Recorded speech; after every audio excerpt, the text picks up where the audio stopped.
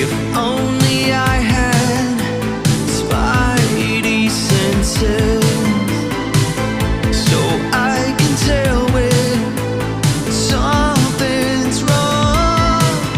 Oh, and I'm in search to protect this heart from breaking into pieces. Where's my hammer? Where's the shield? Oh, the strength to carry the weight of the world. Fly high into the sky. I'll catch you if you fall. I'll catch you if you fall. Fly high into the sky. I'll catch you if you fall. I'll catch you if you fall. Now, here's your host, DJ Host with the Most. What's going on, everybody? Welcome to the latest episode of Snap Decisions. I am your Snap DJ, your host with the most, and coming at you from a Sunday here for this one. I'm not going to even bother talking about why it was late or why I didn't get it out, because, you should know by now. A lot of stuff in real life, as usual, but it involves new jobs and all that kind of stuff. So I can't talk about it just yet, but the word is out there. The word is out there. So it's pretty exciting. One that I've wanted for a long time in my retail career. But yeah, so, again, talk about it more next week. But anyway, firstly, I want to say, congrats to the, two winners that I had, for the season pass giveaways. And those were Sadistic Medic HD on X and MateSurd 9198 on X. So, congrats to you, for winning the season passes. Hope you enjoy the Daredevil season. I've been enjoying this season so far. I really have. And you know what? I'm not hearing that for the majority of players. And, it led me to think about it. And it's one of the things that I wanted to talk about, on the agenda today. I'm always coming up with new names for these segments, by the way. So the new name for my little editorial part of the show is going to be the DJ Drop. That's of course a DJ term and stuff like that. I don't know why I didn't really think of it before, but yeah, we'll get to that. So the agenda, we're going to go over the OTA. The OTA is very uneventful. It was all buffs. It was one of those kind of weird ones. Following, I guess when they have like a big, huge one that they just had, with the Star-Lord nerf and everything else, that they kind of want to follow it up with something a little tamer, and it pretty much is just all buffs, to a lot of cards that just aren't seeing play. And I'll go over each one of them, but it's rather boring. And I kind of don't know whether or not it's going to help any of these cards see a lot of play. At least I haven't seen them anyway. But in the drop too, I'm going to talk about, I'm going to do a little, my little thing here, my little rant or whatever you want to call it, on how people just kind of judge this season before it even started, just by looking at the cards, and they just, but are we in a situation in Marvel Snap where we need to have broken cards in order to make everybody happy? And I'll tell you, I really hope that's not true, because the latest round of the broken card, it's almost like Snap has become a game of, let's find this month's broken card and let's find out how to exploit it, and everybody's just going to play that. Like, no variety. There's no, some people are adamant about sticking to a particular type of deck since day one, and that's fine. That's cool. They enjoy it. So there's like Mr. Negative, right? Or something along those lines, where they just are going to play it no matter what. And the deck is kind of usually always meta relevant. So it doesn't matter, like they can still compete with it. But it just seems to me like since this era of broken season pass cards that we've got and all that kind of stuff, that it just now seems like everybody's just waiting for that next broken card and they just jam it in the decks. The content creators do video after video after video about how broken it is and how you should be playing it because it's so broken. And then the next thing you know, we run into the same crap that we had with Star-Lord because everybody's playing the same deck. And I'll be honest, I don't see where the enjoyment is in that. I mean, and I get it. For some people, winning is everything, right? And, in a game like this, I guess it should be. Who the hell wants to lose? But to see, and now, right now, it's Mother Escani because that card is broken, right? So it's on to the next one and on to the next one. We get Star-Lord out of the meta. Yay, everybody was happy, right? Including myself. But then, so what do people do? And there were still those couple of people that I ended up playing games against that hang on to the cards because they just can't give it up. They just can't give it up. They're so used to playing that deck and so used to that deck being broken, they just can't give it up and get over it and realize that the card isn't as good as it used to be because it got changed. So they're the hangers on, I call them. They're the stubborn ones, right? But then everybody moves on to the next broken card. And like I said, I'm not all that sure, and I'm not calling anybody out. I'm not saying I'm not saying it's bad or anything like that because content creators themselves are just going to call it like they see it. And everybody's going to have a different opinion. But you have to know that so many people that play this game, especially ones that watch content creators. Now, there are people that don't, and there are people that don't listen to podcasts or watch them or whatever the case might be. But the ones who do, you have to understand that they are going to get deck tips and ideas and card ideas and stuff like that. That's just what they're going to do. So if a content creator comes up with a big, that big humongous thumbnail and this so-and-so is broken in big letters across the thumbnail, it's going to attract a lot of people. That's what thumbnails are for. And people are going to look at it, they're going to watch it, and they're going to be like, ooh, I got to get myself in on this broken deck. So I'm going to start playing this big Mother Escani Brood Maverick deck that's going to make 27 power broods. I got to get in on this because this is the greatest deck now. This is the best deck, and I got to play it. And then you see the cycle.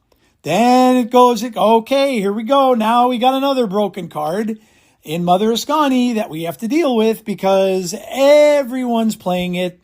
And, and then there comes the new season, right? Now, like I said, I was excited for the season. I love the Daredevil show on TV. People can say what they want about it, but I've loved it since it's been on Netflix. And I love this season. And I like the last season. The last season wasn't awesome, but it was still good. And I always liked the character. And I've told you guys this many, many times. I play this game because of the comics and because of the characters that are in it, just like I would play any other Marvel games. When I would play Marvel Ultimate Alliance or when I would play any of those, that's the reason why I play them. It's not necessarily because they're great games. Some of them are and some of them aren't. But I play them because of the lore, and I play them because I read about all this stuff, and I play them because my favorite characters are in them. And if I can play my favorite characters, that makes it even that much more fun to me. So when I saw the descriptions of the cards, the first thing I thought to myself was, and you guys know, I ranked the cards. I ranked Shadowlands Daredevil number 1. I ranked him number 1 because I think he's pretty good. And I'll tell you, I've had him in my deck since starting this month, day 1. I'm now at like 80. I'm very close to 90 on the ladder, which would be better than I finished all of last month. I'm already almost at 90. And all I've been playing is a deck with Daredevil in it. But yet, I turn on some of the stuff and I see people saying, oh, this card sucks. Oh, don't get this card. Oh, this card is terrible. Oh, it puts 3 cards into your deck and you don't want to do that. Law of averages say that you shouldn't be putting cards into your deck because it's going to make you draw your stuff that you need less and blah, blah, blah. Okay. I get the logic, right? I understand the logic. Yes, putting cards into your deck isn't the most wonderful thing in the world. That's why people hated the new Shang-Chi, because it puts stuff in your deck and it takes the, it takes the cohesion out of your deck. But unlike Shang-Chi, I don't think 1/6 demons are a bad thing. And I don't think that drawing them is hurting you, because Daredevil is going up every time that you do. So personally, I love the card. I think the card's fun to play. I think the card's always going to get relatively big. I'm not saying it's going to be a monster, but it's going to be relatively big for a 2. And, the fact that Chamber just got nerfed, for a 2 card, it's 2 cost. It's not bad. And then, of course, we got Wilson Fisk, right? Wilson Fisk is pretty good. I've won games because of Wilson Fisk just plunking down on a lane. As soon as turn 3, he can go down as a 3/9. I mean, that's nothing to scoff at. 3/9 is what are we getting to when we want cards like that? I guess maybe that's what I'm getting at here. Like, where are we going with this? Like, are we at the point where we just need, like, would people have loved Wilson better if he was a 3/12? I'm sure they would have. But again, that goes into the thing of, where is the card now broken? And are we so spoiled with these broken cards that we have to have broken cards every month or bust? And I'll tell you, I don't like these broken metas. These broken metas are no fun to me, because that's when you get, like, what are you seeing right now? When I'm watching some of the creators that are high up on Infinite Ladder, you know what I'm seeing them play? Gambit, Horseman of Death, blowing up everybody's boards. Now I'm seeing them play get multiple Sasquatches from Mother Escani. That's the new one now. Now we've got a Sasquatch deck. Sasquatch hasn't been relevant in months, probably maybe even a year. Now all of a sudden, you get another broken card in Mother Escani, and now we have 5 Sasquatches in your hand that all cost 2 that you could play on your last turn. Like, is this really where we're going with this? Has this really become Marvel Snap? Let's just find a broken card and exploit it, and now everybody can play this. Is that really where we're going? I sure as hell hope not. Because you have to realize how broken or how boring that this gets. And then I guess the question you have to ask is, are you winning, or are you bored? And I guess that's the question you have to answer. As long as you're throwing out 5 Sasquatches on turn 6 and you're winning your game, does it matter to you? Are you having any fun with it at all? Are you just going about the motions and doing what you have to do and breaking whatever you need to break? Now, I've had some people talk to me on this conversation over on X and in other places over the course of this past week. And thankfully, there are people out there that are kind of like me, and they want to enjoy the game. So in a lot of cases, they'll be a little stubborn about what they play because they like it. And they may not be going up to, this is why this game needs something besides Infinite Ladder. Infinite Ladder is just, all it is on that thing is, I gotta win. I gotta win. And if I lose, it sucks because I'm going to lose 8 spots on the ladder, and I can't have that. What is it all for? And this is how I've come to grips with not giving a rat's butt about getting Infinite Ladder anymore. What are you getting from it? When you pass 90, you get 500 gold. Okay, well, that's pretty good. But what are you getting from getting the Infinite? A card back? It's the same card back that you're getting, but to me, in my opinion, a lot of times it doesn't even look that much better. It's gold, but, and I've said this many, many times, who gives a flying crap about a card back? Who cares? No one's going to look at it but you. No one takes, I have never taken a second to look at other people's card backs. Never. They could be playing a card back I have never seen before. The only time that I have ever looked at a card back from a player is when they're playing with that old symbiote Spider-Man one that they got in beta.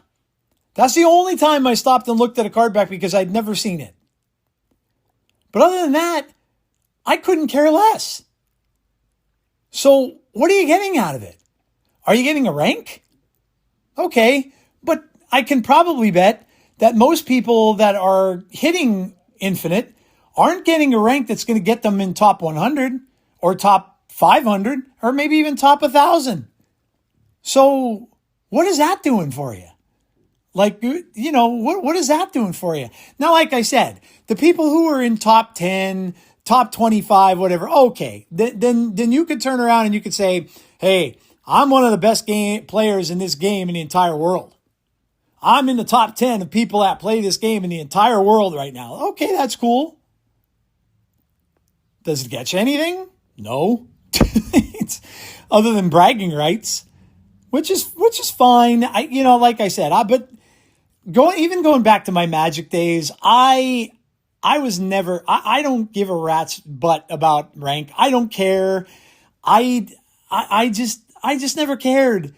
I play these games for fun. And maybe the difference in me is the fact that I'm older. Maybe that's just what it is, right? Maybe people are listening to this right now like, the old man, he's ranting again. The old man's throwing his fist up in the air, and like you see on The Simpsons. And maybe that's what it is. Or maybe I'm just seeing things for what they are.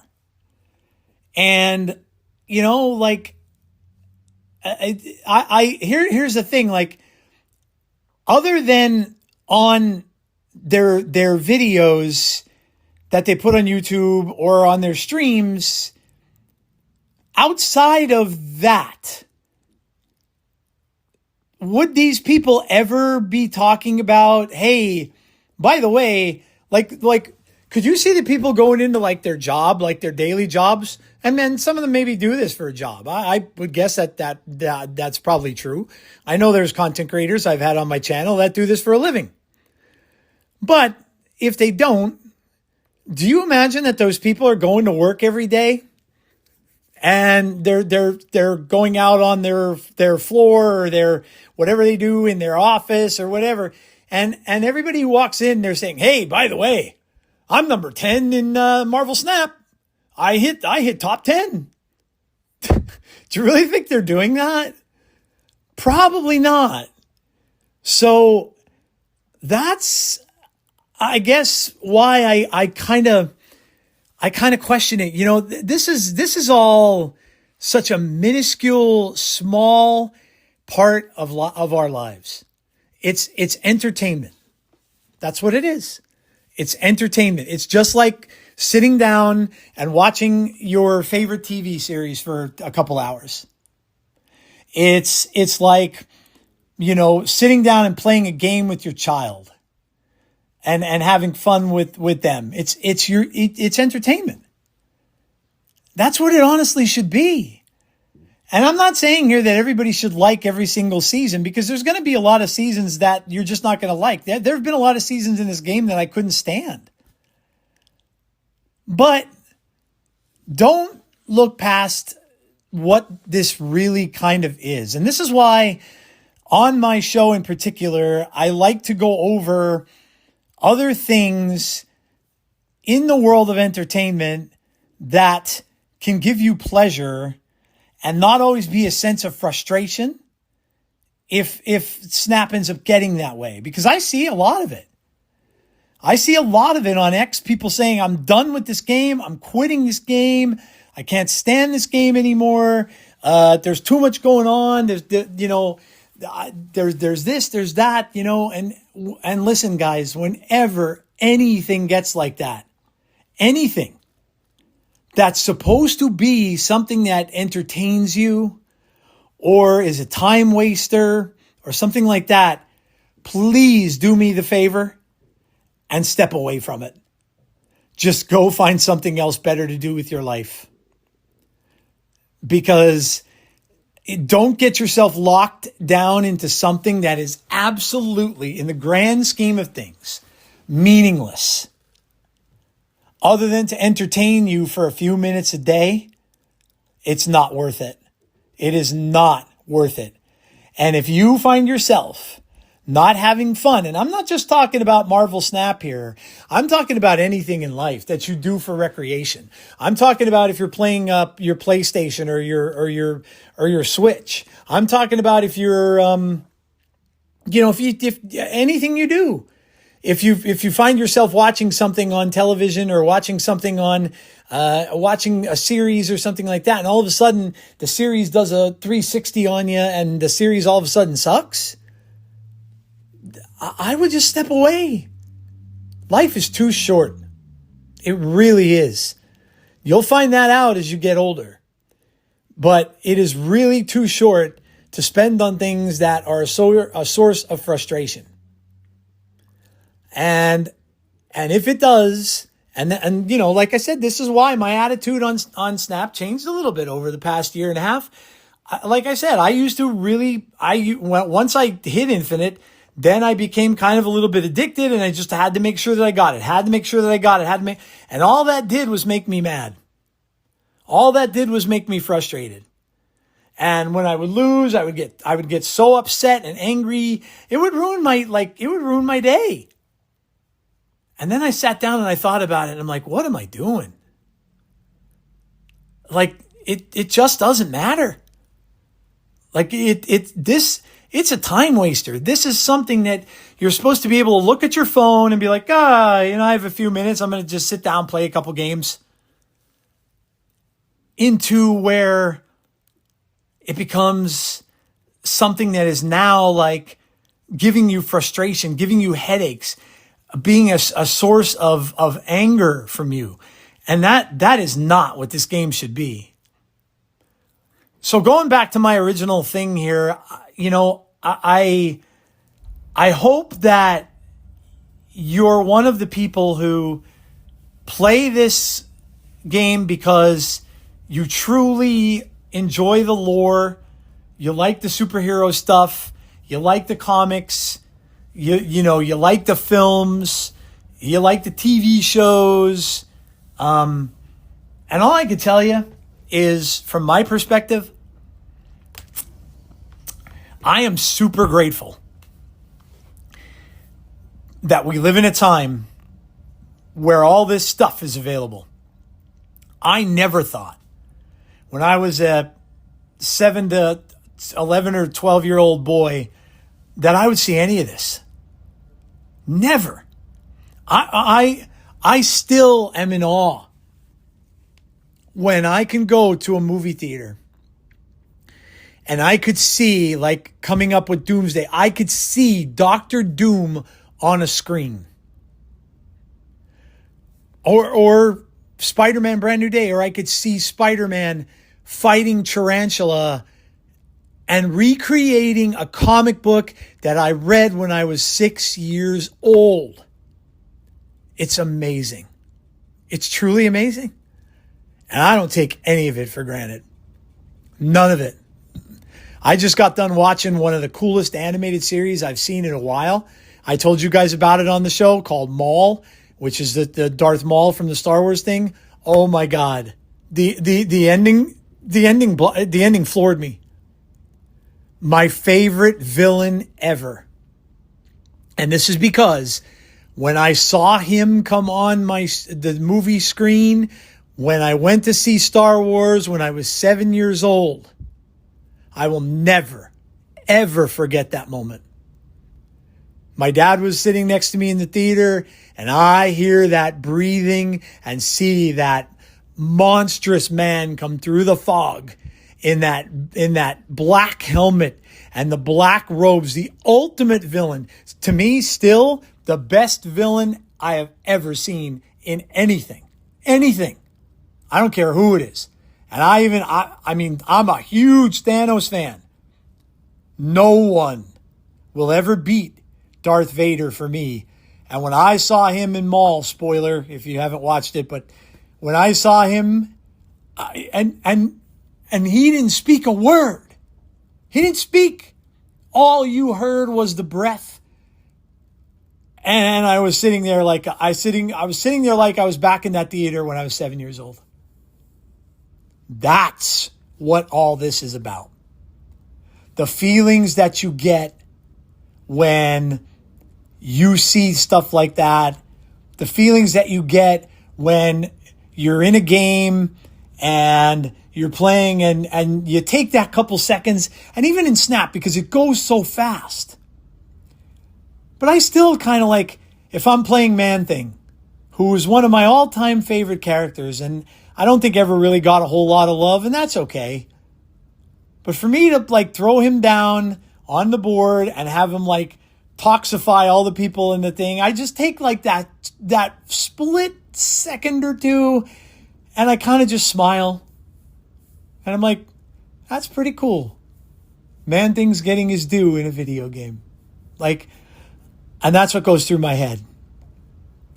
So, again, that's kind of just my little piece here in this one today. But I just think that, just don't necessarily, just always realize that you don't have to conform.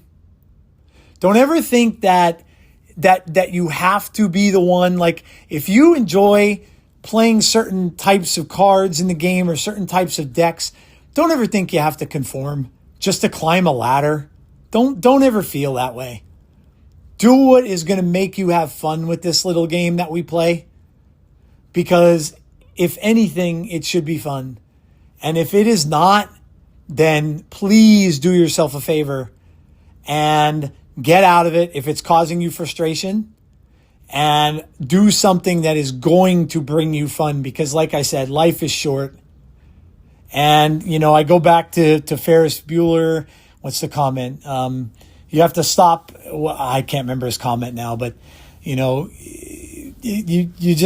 have to just stop and realize that you need to, in the times that you have it, your enjoyment needs to truly be enjoyment. No matter how that is that you do. But if something is frustrating you and you just, for whatever reason, maybe you feel like you can't compete, or the decks you build just aren't winning and stuff like this, just realize who cares? It's not about always having to win. If you lose and you're having fun, and I know that's an oxymoron, right? Oh, how can you lose and have fun? Well, you can. People do it every day in athletics. There always has to be a winner and loser. It's just how it is. But yet, I watch baseball. Baseball's on now. And I'll watch the other team get crushed. The Dodgers got absolutely destroyed last night by the Braves. But yet I'm watching the game, and I'm seeing, one of the Dodger players go over and he's kind of chuckling with the one other guy, and they're kind of razzing each other a little bit on the bases when he was on base. They enjoy the game. And yeah, they were losing, but who cares? It's a loss. It's one game in a baseball season of 162. Does it really matter? Once you get to the big stuff like the playoffs, then sure, things get tense. If Snap had a full-time tournament mode where people were playing tournaments every single day, things would then get tense, especially if you decided you wanted to do that. But other than that, there's no reason to get upset about this game. There's no reason to just take a few minutes and think to yourself, you know what? I'm playing this because of so-and-so and because I like this character, or because I think this is a cool deck. And even if you lose, it doesn't matter. So enjoy the season for what it is, guys. And honestly, what folks like me do, I'm going to give you a thought and an opinion about what I think the season is going to be like, how I think the cards are going to perform. That doesn't make me right at all. I could be completely wrong. And most of the time I probably am. And you know what? I don't care. I don't profess to be the best player in Snap. And I never will be. And the bottom line is I'm okay with that. But enjoy the season, and you don't always have to conform, and you don't always have to be the one that has to get the 70 Sasquatches last turn in order to have fun playing the game. It doesn't translate that way. Fun is what you make of it. And it's different for every single person that's out there. So, rant over. The DJ drop is done. All right. We're going to take a quick look at at this boring OTA that we had. It really wasn't much. But let me just go over it quickly anyway, and I'll just give you some thoughts. But this one was, again, they made such a big one the last time that they just decided to kind of chill out with this one a little bit. So, all right, well, we'll go over this real quick. This is the OTA. So first we'll start. We got Ares. Ares just went from a 4/6 to a 4/7. No changes to his card. So you know what he does. On reveal, compare the power of the top 3 cards from both decks. If your total is higher, it gets +5. So he just went from a 6 to a 7. So he can now get up to be a 4/12. We have Silver Samurai. He's going from a 4/6 to a 4/5. I'm sorry. Opposite. Scratch that. Reverse it. 4/5 to a 4/6. So again, just getting 1 point of power. You know what he does. Each player discards the lowest power card from their hand. Starhawk. This card they're saying pretty much just wasn't seeing any play, and I can understand that. He goes from a 2/2 to a 2/3. The on reveal is the same. +1 power to your cards at the left location if it's an odd turn. Otherwise, give it to the right location. So, then we have Kraglin, another one who apparently wasn't seeing any play. He goes from a 3/3 to a 3/4. On reveal, banish the top card of your deck. If it was a 4 cost or higher, +2 energy next turn. Otherwise, give this +4 power. I had him in the Galactus deck at one point, and he worked out okay in there for a little while. I don't really use him anymore, but this card, they're really trying to get this card to work. And this is Zombie Captain Marvel, going now to a 4/5 with the same activate. Destroy your other cards here to get +3 power for each move to a location you're losing. She just really never caught on, and you're going to see more destroyed cards that are coming. That there's one coming this month that probably just isn't going to catch on. See, the problem is with destroy, it's an extremely static list, and for the most of the people that play it now, they've kind of started incorporating Marrow into it a little bit, but for the most part, it's been a static list for a long time, and I don't really think people just feel the need to change it. It's pretty good the way it is. Headpool, Deadpool, Moira. It's pretty good the way it is. And it gets really high in power. And then if you're going to do the Zola thing at the end, or if you're just going to have a big Venom, and then you're going to have a big Null and Death at the end of the game, you can't really do too much to that. And there's another card coming out this month that's going to try to be a part of a destroy deck, but I don't know. Like, destroy players are pretty much static, at least from what I see. That when I run into them, their lists are pretty much static. So I just don't think that Zombie Captain Marvel is ever going to work her way in any of those lists. Spider-Man Noir is going to a 4/5. This card is just, and I've said this before, this card is just too weird. From day one when I saw it, I thought this card is just too weird and it asks too much. I think it's just that people don't want to be sitting there having to add I know I don't. I'm not a math. I am far from a math scholar. I do not like math. I never did. I hated it in high school and I've hated it since. I don't have a job in anything that requires math. Basic math. But I'm talking like, I never needed to know geometry because I didn't want to be an architect. In fact, I think I remember saying that in my geometry class. Like, what the hell do I need to know this for? I remember asking a teacher that in high school. He didn't like it. I didn't word it quite that way, but I remember asking in geometry class one day, like, excuse me, Mr. Whoever, but why do I need this? Like, I'm never going to use this again.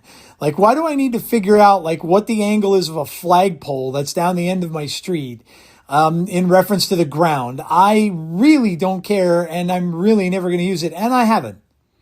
So I'm sure it's great that it's there and stuff, but like and the same thing with like once I got to trig, like x to the power x squared plus y squared equals z squared minus 2. Who cares? I'm sure, look, geometry's great if you want to be an architect, right?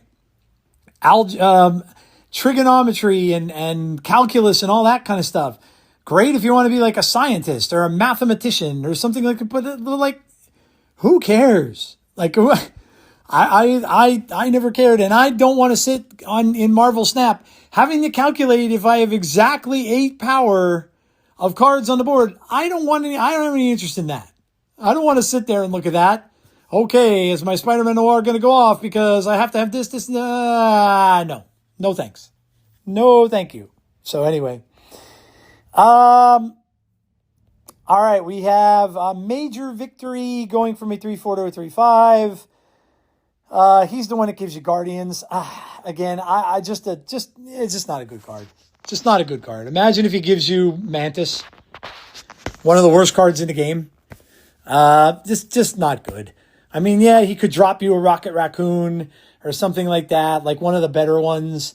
But, chances are those cards aren't great for a reason. Rocket's probably really the only one who gets used. I'm not talking about Rocket and Groot because that's not really part of the OGs.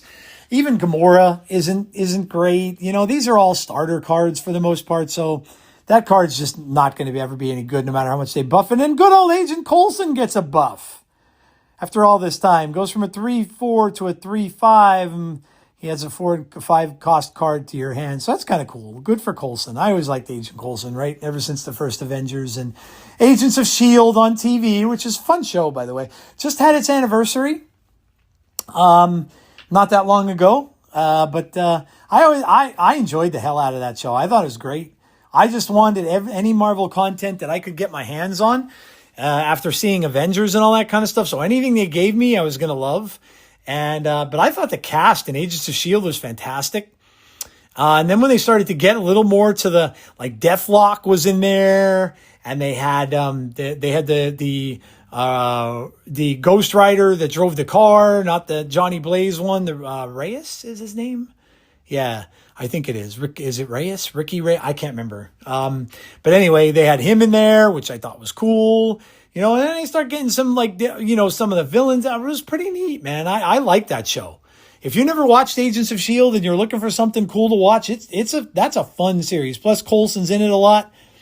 And then they bring the other agents in, Agent 13, and so that was a really fun show.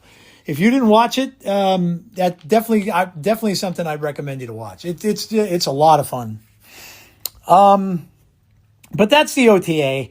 Again, nothing earth shaking, nothing. And they even said, hey folks, given how much the last week's OTA shook up the meta, this will be a straightforward update. We're just making some simple buffs.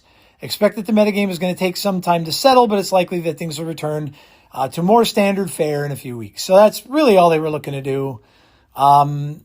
Silver Samurai, you haven't really seen Black Bolt and Stature. I actually played against a couple of them yesterday, so apparently it worked.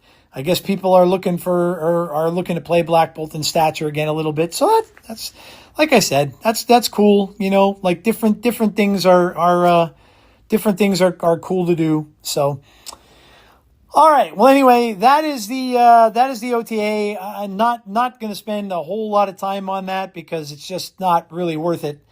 So, all righty. Well, that's going to bring us to the best 4 cards in Snap. We're up to card cost 4. Best cards in Snap. Oh, by the way, just one little more quick thing to add to my little DJ drop. Boy, oh boy, do people get all kinds of feelings, and it's good to have feelings, right? That's it's good to have feelings. But boy, did people get a lot of feelings about this swimsuit stuff. And again, I almost hate to look on X for anything because people just get completely carried away and completely nuts, and they go to extremes. Did you ever hear that Billy Joel song? Great song, by the way. Off of a great album. But I Go to Extremes, I think was the name of it. Darling, I don't know why I go to extremes. But man, Twitter just carries things way too far. And I mean, this got announced. This is a collab, by the way, in case you were wondering. And the reason why people just went off is because it was all women in bathing suits and stuff like that, right? But, it's the female characters. Listen, this isn't the first time Marvel's done this. They've had Marvel swimsuit issues going way back. So this has been going on for a long time. And in the swimsuit issues, it's not just women, it's men too. I can remember some of the X-Men being all buff and wearing just the swim trunks. I can remember Peter Parker and Mary Jane in one together where he was in the swim trunks and she was in a bikini. This has been a thing for a long time. So first of all, if you saw this and you think that this is degrading, then that's the first thing that goes through your mind. Okay, fine, but there are way other things in the world to get angry about other than art, which is technically what it is. And then all of a sudden I was thinking people saying, "Oh, this is pornographic," or "Oh, come on, man!" Give it. Just chill. This is, like I said, this is a collab between Snap and comics. And it reads here, I'll just give you, now I used to write reviews for Marvel Comics back in the day, and they still send me these things. I still get these comic previews from Marvel, which is cool that they kept me on their list. I haven't done it in years, but I used to read comics and I used to review them. And then they would keep me in this little loop thing here where they would give me all the news about everything new that's coming out. But this is what it said. New Marvel Snap swimsuit variant covers revealed. Check out 8 Marvel Snap swimsuit covers by In-Hyuk Lee, available at comic shops this July and coming soon to Marvel Snap. Just in time for summer, Marvel Snap, the hit card battling game, will feature all new set of swimsuit cards illustrated by best-selling cover artist In-Hyuk Lee. The artwork will also be featured on Marvel Snap swimsuit variant covers on select Marvel Comics hitting stands in July. Heat up your decks with bold new swimsuit cards, capturing the spirit of Marvel's iconic swimsuit specials. Each eye-catching card features striking swimsuit looks for some of the Marvel Multiverse's fiercest heroes: Magic, Wolverine, Laura Kinney, Enchantress, Mystique, Psylocke, Nico Minoru, Gwenpool, and Hope Summers. Pre-order all 8 Marvel Snap swimsuit covers at your local comic shop today. For more information, visit marvel.com. And then, let's see, I think that's it. Yeah, and then it just goes to show you what issues they are. Marvel Swimsuit Special, brand new Beach Day, #1. Swimsuit variant cover by In-Hyuk Lee. Wade Wilson, Deadpool, Marvel Snap swimsuit variant cover. So there's going to be guys too, folks. It's not just women. They're going to be X-Men United, Uncanny X-Men, Mortal Thor is going to have one, Wolverine's going to have, so it's not just women. Look, if you, anybody can have the opinion that they want. You're entitled to whatever you want to be. But if you're going to go off about this, my goodness, there are way other things to get angry over. That you should maybe be getting angry over, like gas prices or the economy or a war that's going on that's causing all of this, or other stuff, then you should be getting upset about swimsuit art. Just my opinion, but just saying. I again, and it's mostly the Twitterverse. Twitter is one of the worst mediums of social media. It really, literally is. So I just wanted to get that little thing in there before we go over the fours. Okay.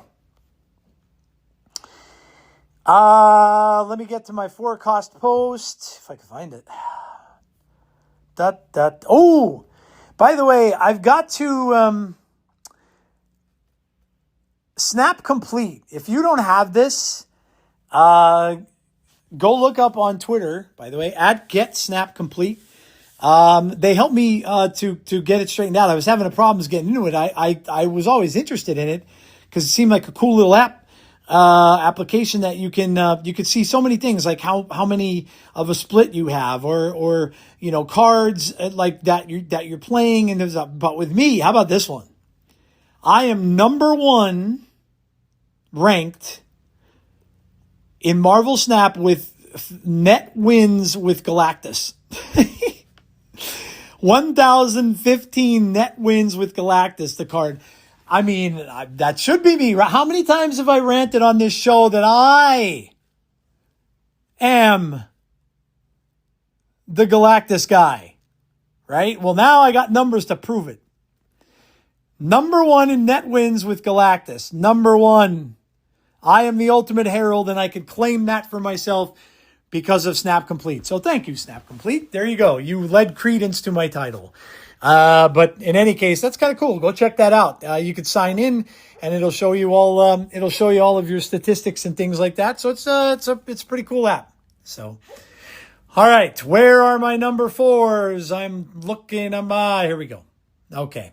These are the ones that I listed. Time to vote for the best 4-card cost in Snap. Winner will be announced on this week's pod. These are some of my picks. What are yours? Why did you choose it? All replies read on the show.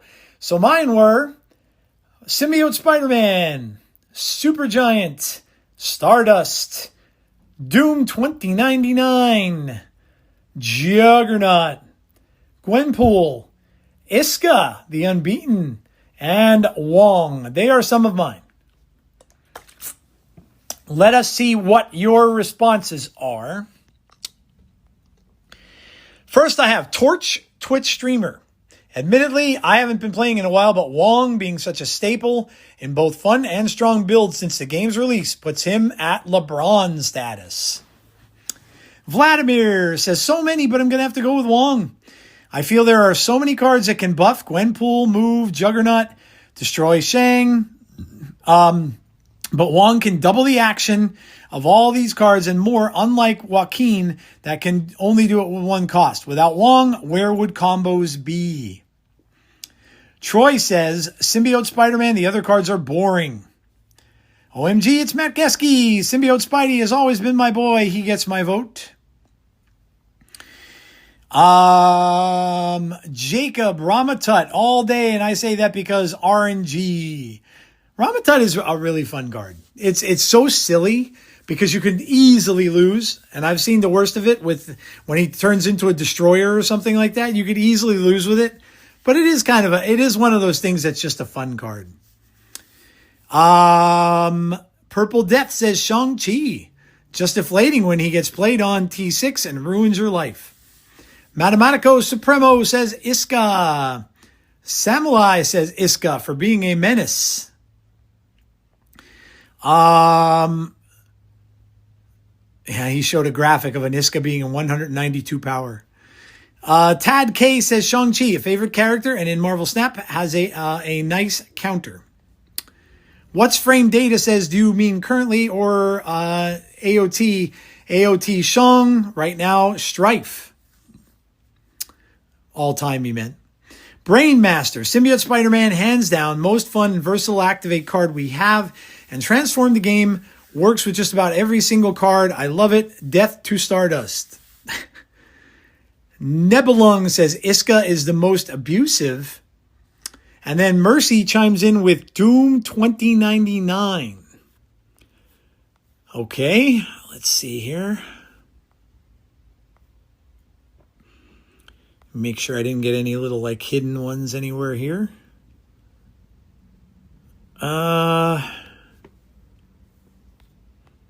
Somebody asked me about the variant. All right, let me go over to Blue Sky. Let me check this out over here. I did post it.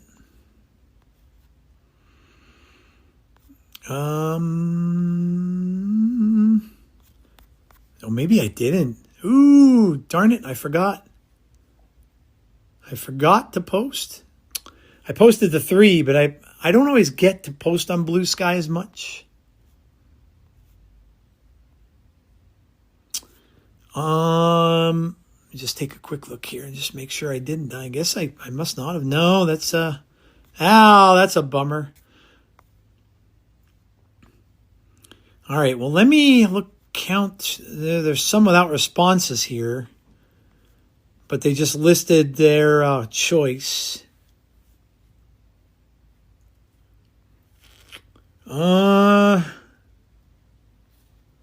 Well, we have a tie.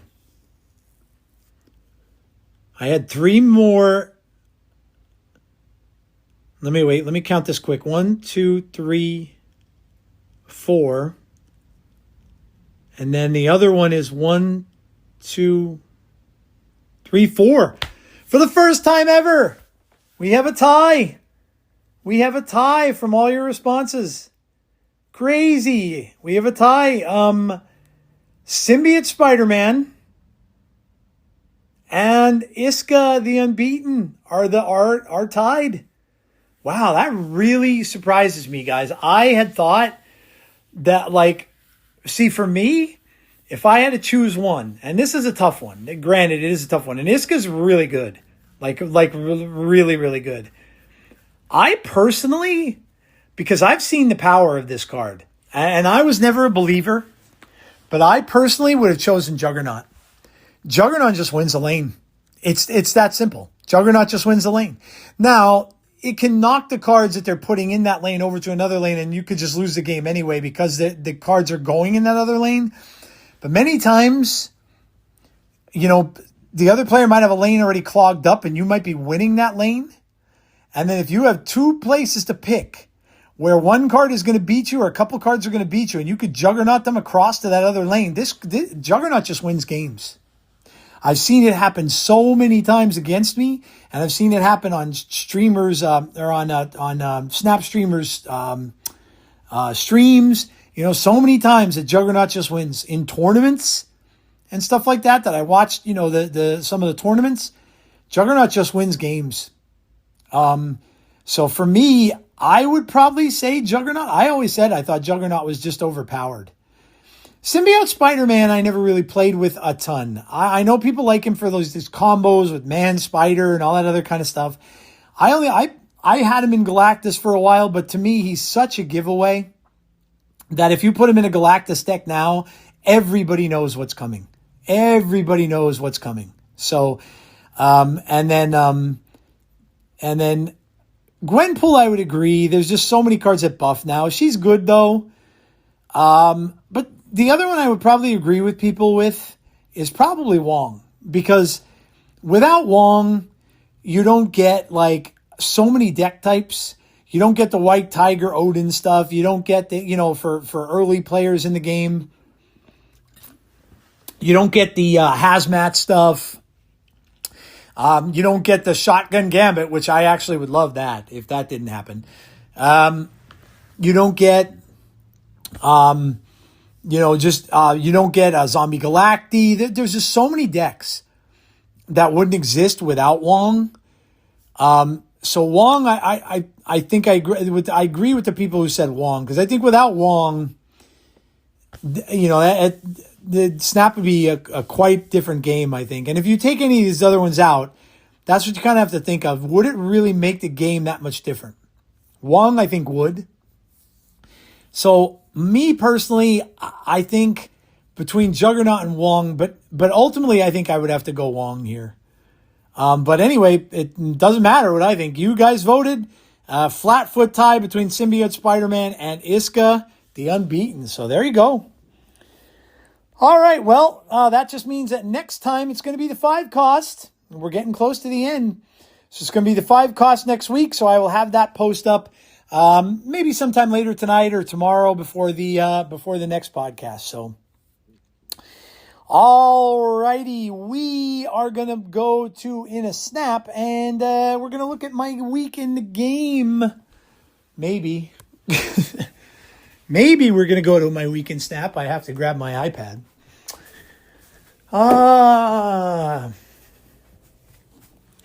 I picked up a comic this week. The Superman Spider-Man comic between DC and Marvel. I had to get it. There's 2 of them that are out so far. I have to get the other one now too, but I just got the first one that came out a few months back. I had it shipped to me, so I actually have a physical comic book, which is pretty cool. I haven't bought any in a while. And I've been going through some stuff. You know, sometimes when you get to be my age, you start to kind of go through a lot of your things and I've always been a collector. You should see my geek room where I have my computer desk and stuff like that. There's so much stuff. My wife is like, you have way too many. She calls them knickknacks. But I have like a whole bookshelf over there of lightsabers, and I have a Darth Vader replica helmet, and I have a whole bunch of pop vinyls on one shelf. I have the Thanos Infinity Gauntlet that actually lights up and works on the bottom shelf. I have a Jedi or a Sith holocron that has a book inside of it that automatically comes out. I have a holocron that my daughter got me recently from the Disney park that talks in all of the Sith Lord voices and stuff when you put these little things inside of it. So I have a bunch. I have the Galactus popcorn bucket that oversees my living room. You know, God bless my wife, because our house is small and I don't have room for a den, or, we don't have a finished basements that I can go down to or anything like that. So all my geek stuff sits by my computer in the middle of our house. So God bless her, the fact that she doesn't mind that. But what you do realize is that you have a lot of things that you just don't really ever use. And that comes a point in time where, I'm looking at some of these things. Like, for instance, I do not listen to CDs at all. I don't even have a CD player anymore. So I'm looking over and I'm seeing my shelf is loaded with these CDs that I have. And I'm a big Kiss fan. So it's an entire collection of all of Kiss's CDs. And this goes back to some of the ones from when CDs first came out in the 1980s. I've had them since then. Some of them are the remastered ones, and some of them are, and I'm like, what the hell am I going to ever use these for? I don't even have a player. I don't have a CD player in my car anymore. It's my I bought one of those new stereos that hooks up to my iPhone. So if I want to listen to music, that's how I do it. And so I'm like, you know what? I'm just going to start going through some things and looking to see, maybe I could sell some of this. And I've always been a pretty big proponent of Mercari, the app. I think it's pretty, like, one of the easier ones to sell. I don't like eBay. eBay takes forever, and it's the stuff you have to give them, and it's just a pain in the ass. So I stuck a whole bunch of stuff on Mercari, but where I'm getting at this is, a lot of my, I've sold a lot of geek stuff there, like video games that I don't play anymore. Some people are still looking for hard copies now, which are not easy to find. And a lot of them, like I just recently found out, because I have a PlayStation membership, I get games free. The one game I got for free was Silent Hill 2. I have a physical copy of it literally sitting over there. And I'm like, well, what the hell do I need this for? I can get it for free. So I downloaded it for free on the PlayStation. So I'm like, I may as well just sell the physical copy, and stuff like that. Why hang on to this stuff? So I did that. But as I was going through my CDs last night, I literally found a Halloween, the movie. So the original Halloween from 1978, the soundtrack CD from the original film. I don't even know when I bought this. And it's from 1985, the CD is. So that was when CDs pretty much first came out. And this thing is like, and so I'm like, I'm going to go look this up, because like, this seems like it's got to be rare. It's from a label called Varese Records, which doesn't exist anymore. And I know that because when I was collecting vinyl, I got my hands on a copy of the Halloween soundtrack on vinyl. I ended up selling that for like $300-400 because it was it was like a do not sell stickers on the back of it. So like it must have been given to like a radio station or something back in the day. So I'm looking at this CD and I go and I look it up on eBay and stuff. The damn thing's selling for like $150. So I'm like, holy. So right away, I stuck that on Mercari. So if any of you are listening and you're interested in a Halloween soundtrack CD, I have it listed up there for like, I think I put it up there for like 76, maybe $80 in it around there. But if you're interested in a collector's item CD, go and check out my Mercari listings. Because I have it up there right now. I don't think anyone's, I got a few people that looked at it and stuff like that. But yeah, if you're into like horror collectibles, but yeah, I'm at the point where I'm just getting older now. My daughters don't want them and stuff like that. And so I'm putting them up and making a little money back on some of this stuff. So anyway, sorry to get on the rant there. So, I found my iPad. So let me see where we're at. Like I said, I told you where I was on ranked ladder, but let me see. We'll look at some decks and things like that. My decks that I've been playing, pretty static. I've only been playing like one or two throughout the course, and they have done me really well, and they do contain Daredevil. So yeah, I've been enjoying Daredevil. I've been having some fun with Daredevil. So okay, let's see. Snap's going to open for me here. And we'll talk about my week in Snap. I hope you all have watched, and I'll get to this in the a minute at the movies later on. But I hope you all watched Daredevil. It was tremendous. The finale was just awesome, and I know there are people that really aren't watching it. And I'll have my thoughts later on that. I think I pretty much can understand maybe why, and they'd have a good reason maybe for not watching it, but yeah, so I'm at level 87. So I'm only, and again, the highest I climbed last month was 89. And then I told you guys I had that big drop, but I'm at 87 already. So who knows? Maybe I will get to 90. So let me look and see. The clock's going to roll over a little bit too. So I'll go over, what's coming in the shop and stuff today. We have Vibranium Awards are out now.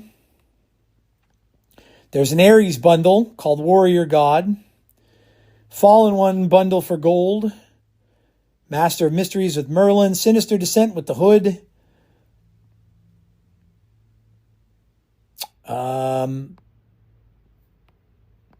Skill Meet Sorcery, Clea and Shang-Chi Master of Rings.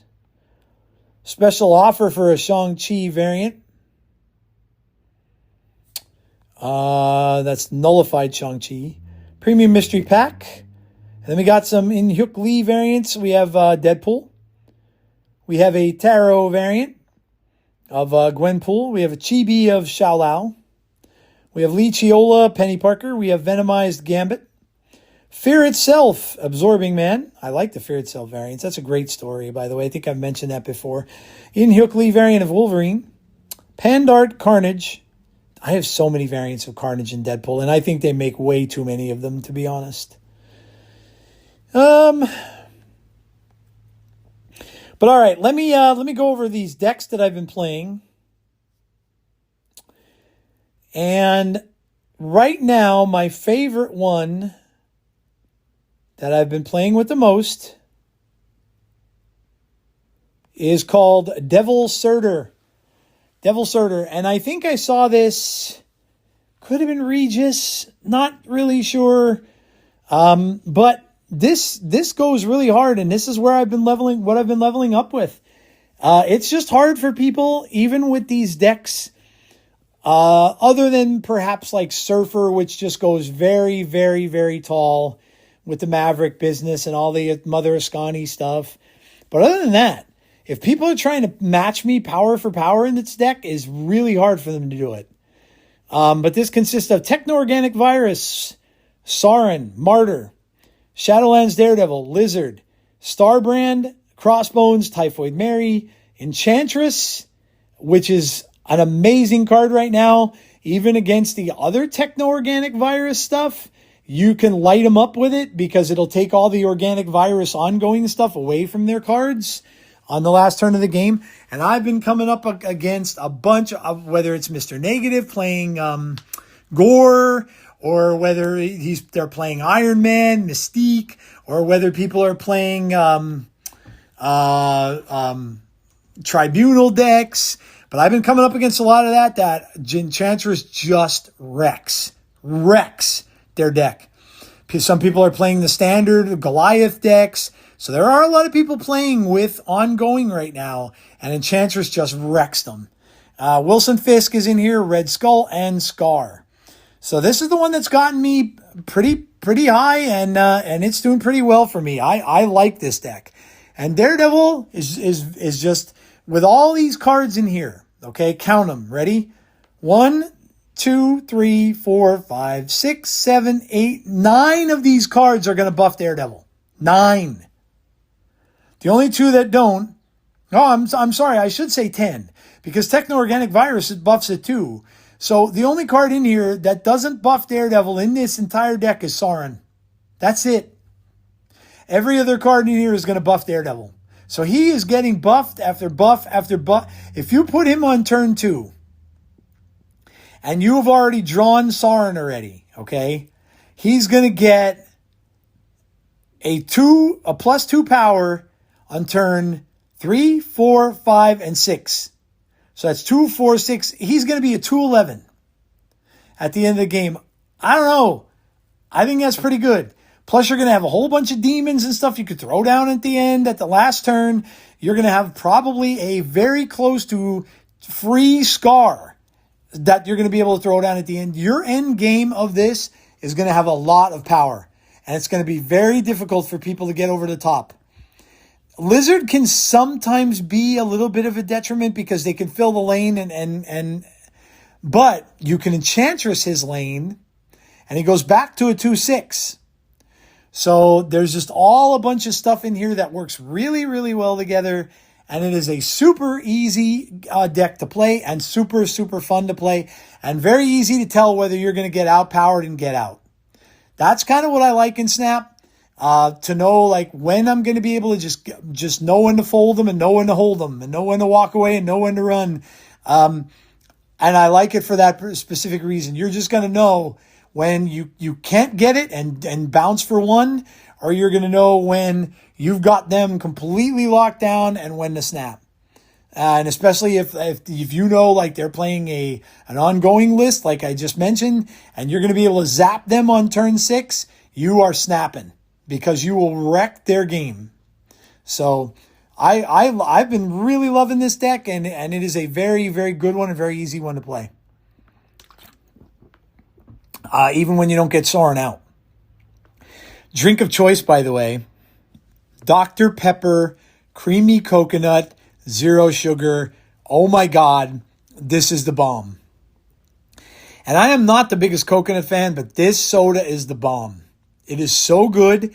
Dr. Pepper is the best 0 sugar soda to buy anyway, because it tastes most like the actual thing, whereas some of them just don't. This one with that coconut in it, oh my God, it's so good. It tastes like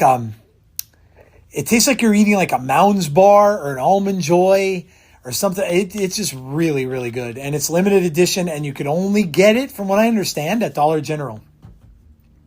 Haven't seen it anywhere else. So, anyway. Other ones. This is a kind of similar list, but this is just kind of big card list. This one's got the Techno-Organic Virus, King Eitri, Martyr, Adam Warlock is in it for card draw, Daredevil, Lizard, so you can see the similarities. Debris is in this, although the rocks do you no good except for Techno-Organic stuff. Starbrand, Ares is in this, Cull Obsidian, Cosmic Ghost Rider for a little bit of tech. So this one just has the Cosmic Ghost Rider in it for tech, and then it has Wilson Fisk in it at the end. So very similar to the other one, but it just gives you a little bit of tech in it as well. You're not just going high. It gives you some tech.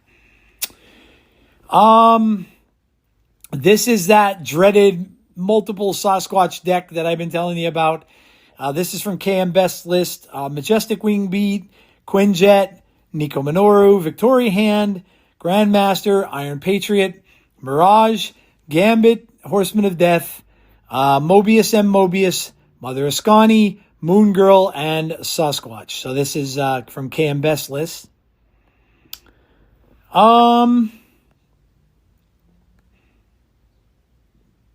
This one is an Ozymandias deck that has the virus stuff in it as well. So it's Techno-Organic Virus, Hydra Bob, Martyr, Ascani Sun, Iron Patriot, Rhino, Cosmo, Shadow King is in here for tech. Shadow King is a very, very good tech card right now. Debris, Mother Ascani, Ozymandias, and Wilson Fisk. And there is a Supergiant list that's back in the meta as well. This one's Nightcrawler Bob, Gorgon, because of all these your opponent's created cards cost one more. So this is going to kind of wreck the Sasquatch stuff, because if it's creating a lot of the Sasquatch things, it won't wreck it, but at least it's going to make them cost one more, which could be inconvenient. Iron Patriot, Scarlet Witch, Mysterio, Cosmo, Rocket and Groot, Shadow King, Negasonic, Supergiant, and Wilson Fisk. So this is kind of a tech answer to a lot of what's going on in the meta. But that's generally all I've been playing throughout the course of the week.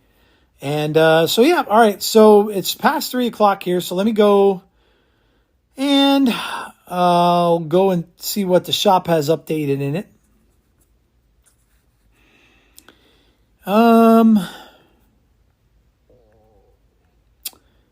See what we got here. We got, I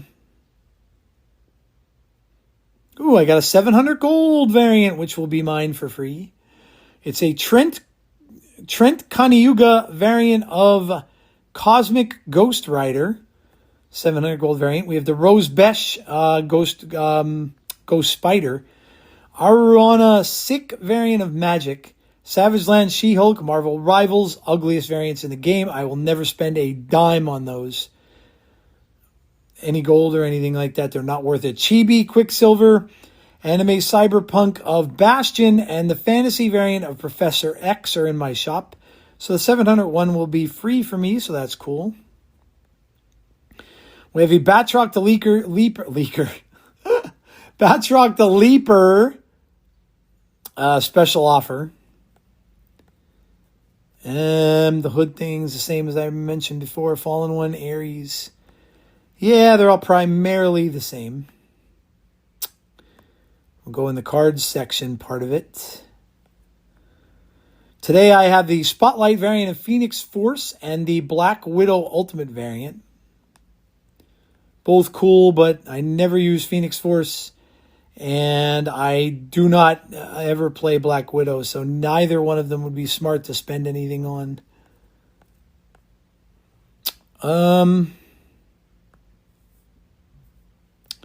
I have 3 of the... I'm done with week 1 toward the Jessica Jones variant in Conquest, which looks cool. I like the look of it. So I'll be getting that like I always do. And I think I already have enough for this week's. Yeah, I do. 12, 14, 12, 16, 1800. Yeah, I have 2200. So I'll have enough to get all 3. I'll have enough for the title, Man Without Fear, the Jessica Jones boosters, and the gold ticket. So I'll have all that. The next week has a premium mystery variant. Looks good in red title. And then week 4 has a Black Cosmic Border, Infinity ticket, and the Jessica Jones avatar. I'm actually have gotten so many avatars that I'm not getting as many avatars for the premium mystery variants. I'm actually getting premium mystery variants now, which is kind of cool. Camp Lehigh is the hot location. Appears more often. Random 3-cost card to each player's hand. So there you go. They are the decks I played. Let's look at the variants that I've gotten for the week. So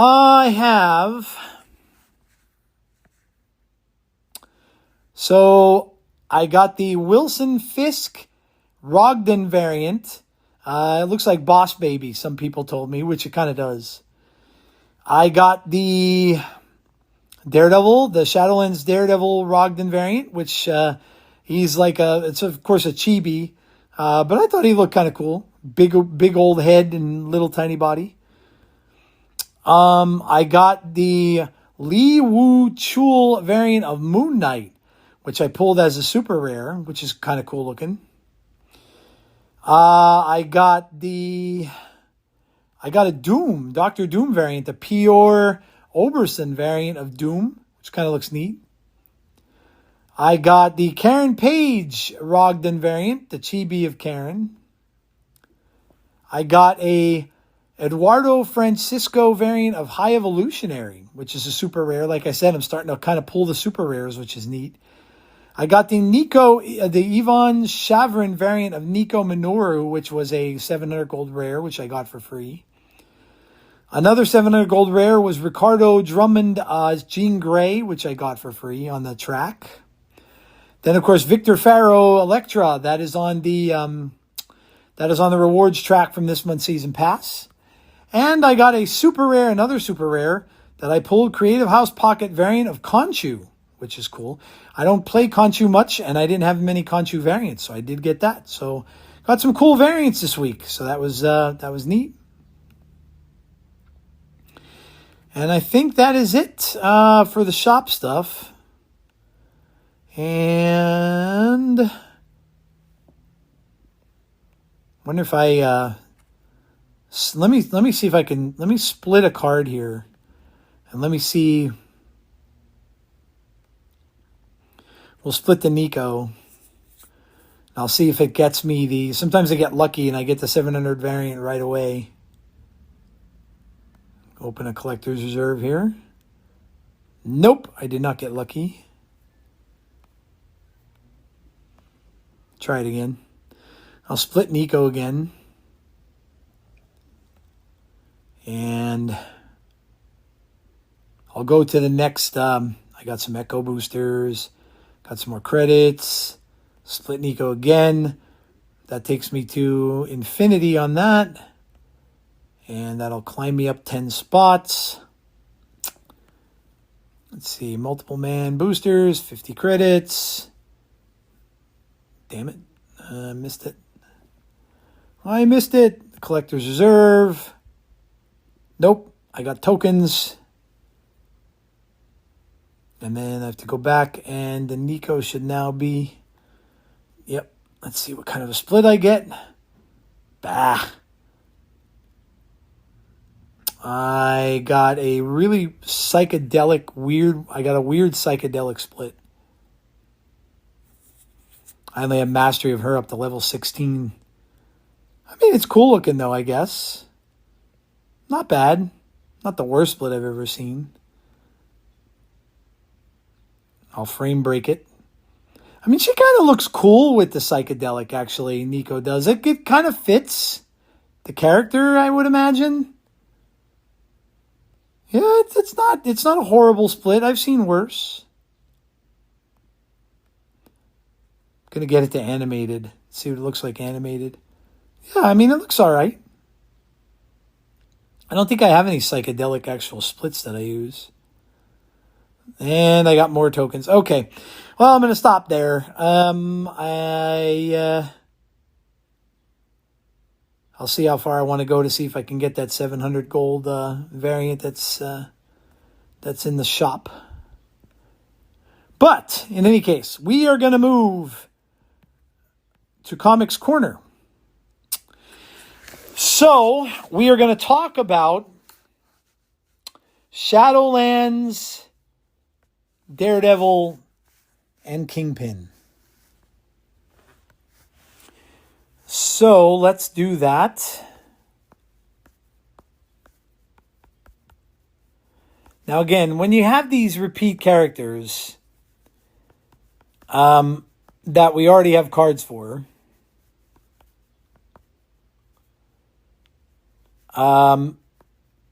it's just going to take up a little part of their character. So we're going to go over to going to bring it up as Shadowland because that's, in essence, what it's about.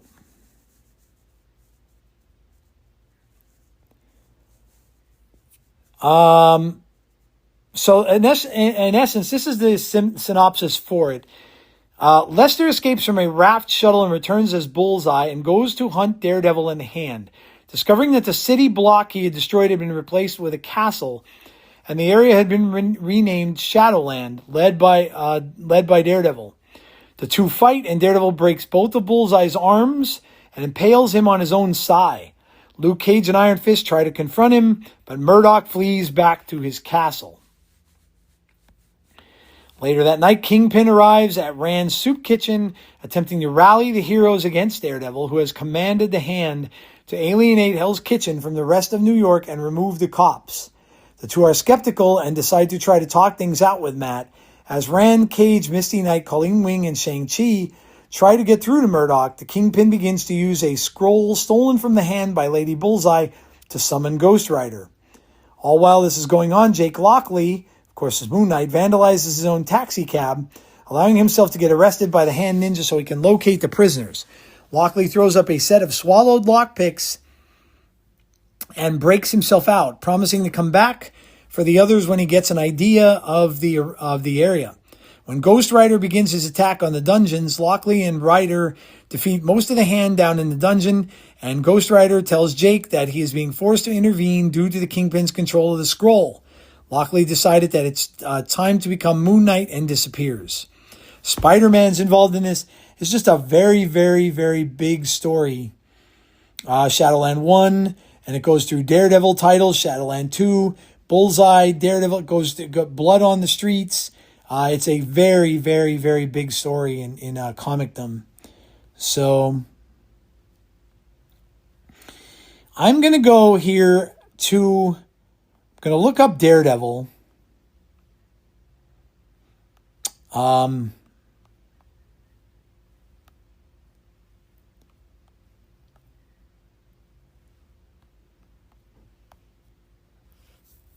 And see if it has a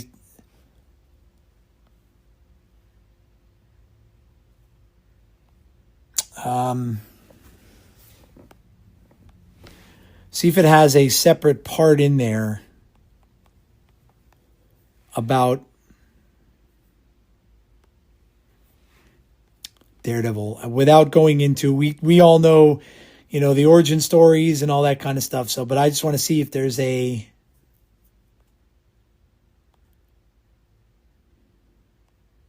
separate section for Matt in Shadowlands, but I don't.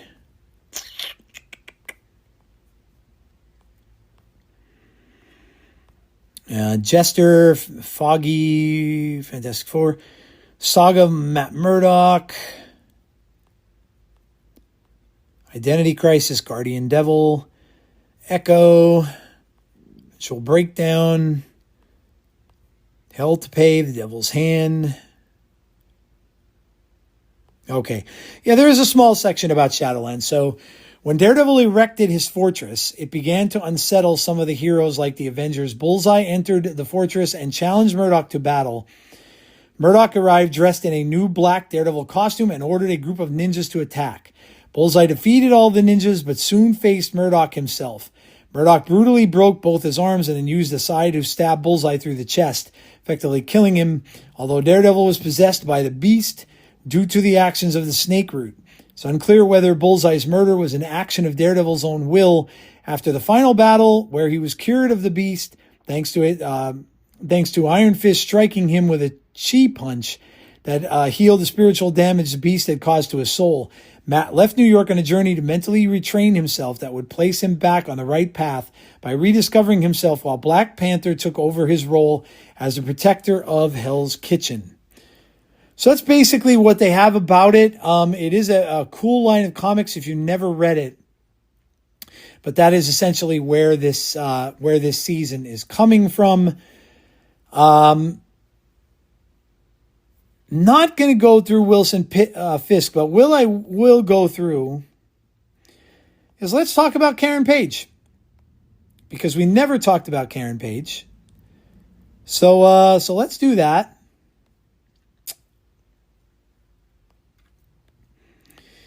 And we'll give Karen her due. Karen's quote is, "Perhaps I shouldn't worry about Matt so much, and yet he seems so helpless, making his way through life without the use of his eyes." Karen Page from Earth 616. She was first introduced, her first appearance is in February of 1964 in Daredevil #1. Was where the character was first introduced. So that's kind of cool. All the way back in the 1960s. She has an alias, Page Angel. Group affiliation, of course, with Nelson Murdoch. Relatives are Dr. Paxton Page, Death's Head, who was her father, who is now deceased, and Penelope Page was her mom. She is single. Physical characteristics, she's female, of course, 5'7", weighs 125 pounds, blue eyes, blonde hair. Earth 616. She was born in Fagan Quarters, Vermont. Place of death, Clinton Mission Shelter, Hell's Kitchen, New York City, New York. So she has died in comics, as many of the characters have. Pierced by Daredevil's billy club when thrown by Bullseye was her cause of death. Doesn't have a dual identity. She is American. Occupation, she's a radio talk show host, former legal secretary. An actress, she was a prostitute as well, crisis legal counselor, and an activist. She does have her college degree. Base of operations, Nelson and Murdoch Law Office, Hell's Kitchen, Manhattan, New York City, New York. Her creators were Stan Lee and Bill Everett. Her death was in Daredevil Volume 2, number 5 in 1999. So she has died in the comics. Karen Page was born and raised in Fagan Corners, Vermont. As a little girl in grade school, Karen gained notoriety for competing in spelling bees. In high school, her bright streak continued, earning all A's, becoming a cheerleader, and eventually captaining her cheer squad in her senior year. She graduated summa cum laude from the University of Vermont with a GPA of 3.8. Following her graduation, she looked for work in New York City.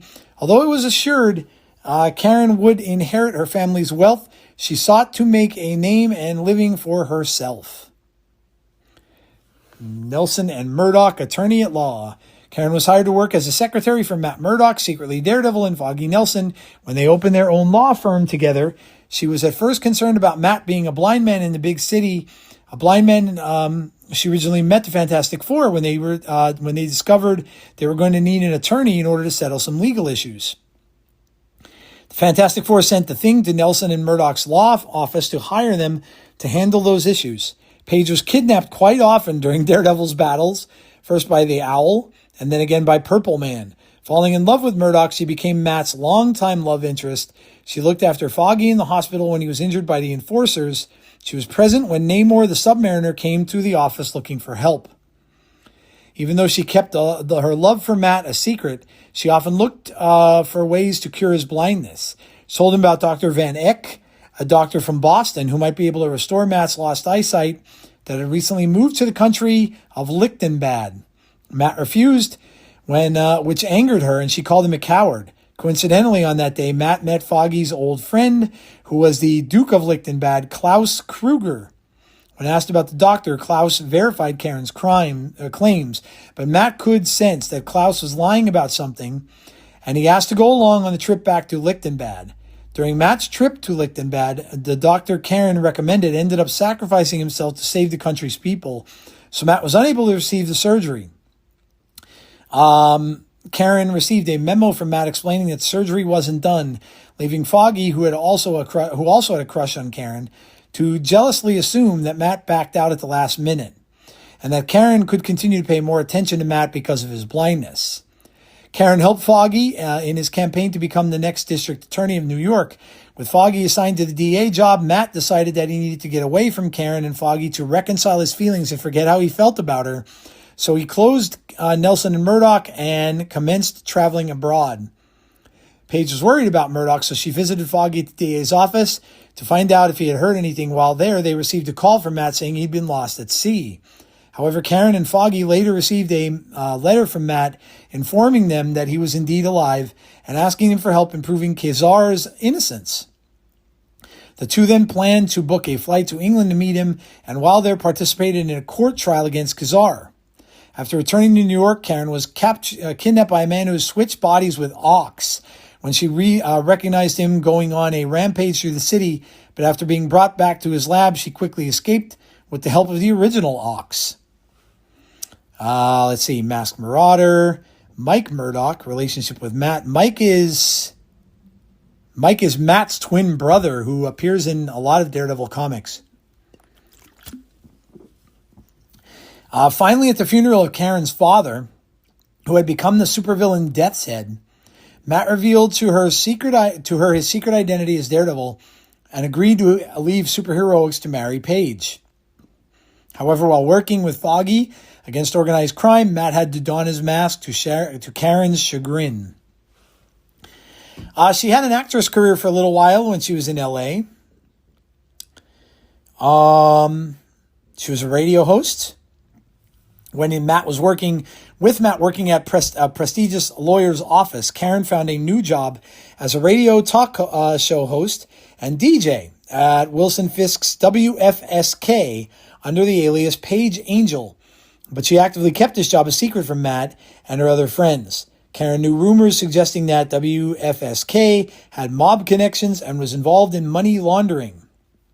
Matt was suspicious, but then Karen discovered that Matt had been looking for his ex-girlfriend, the Black Widow, one of the few Avengers to have survived the attack of Onslaught, thus a friend Matt wanted to support. Matt had failed to tell Karen she was justifiably angry at him.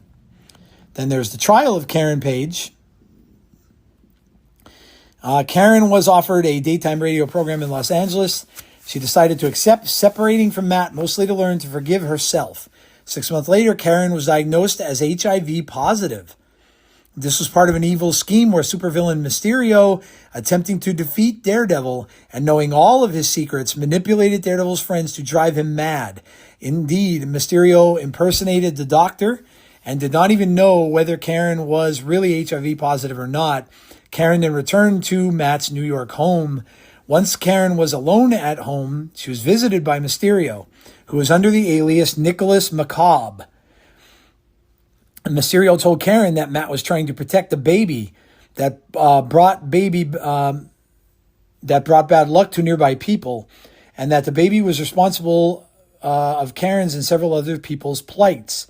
Karen went to the Clinton Mission Shelter to meet with Matt and asked him to let her care for the baby. As Matt had not talked to Karen about the baby, he identified her as being compromised and recriminated her for not accepting responsibility of her own acts. Karen left the church, and after thinking about it, she decided to return there and help Matt in any way he saw fit. Meanwhile, Mysterio had hired Bullseye and sent him to the shelter for the baby.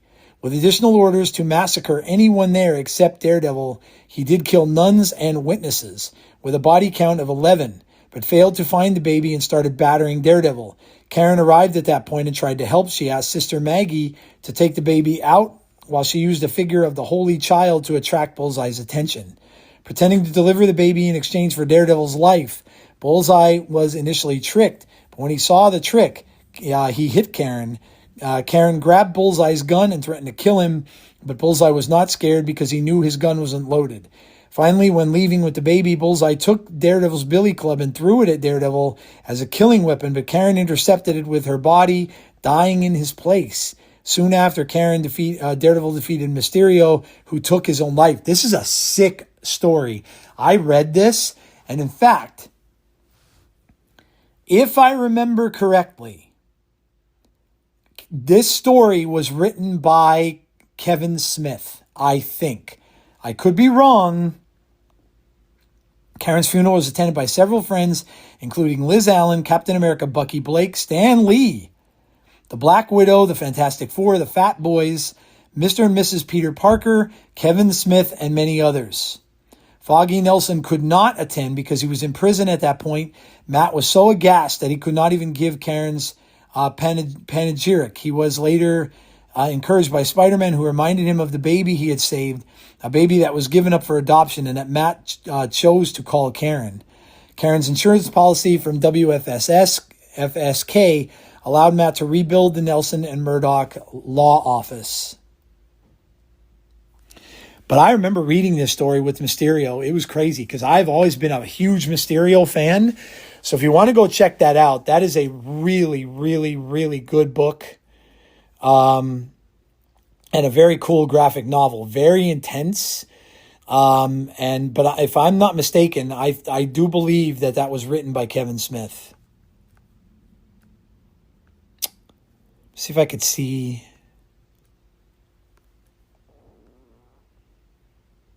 I'm going to look this up because you guys really should read this. It is a really good book. Might have just been a run in Daredevil maybe that I read in graphic novel form, which it could be. I'm going to look up Mysterio.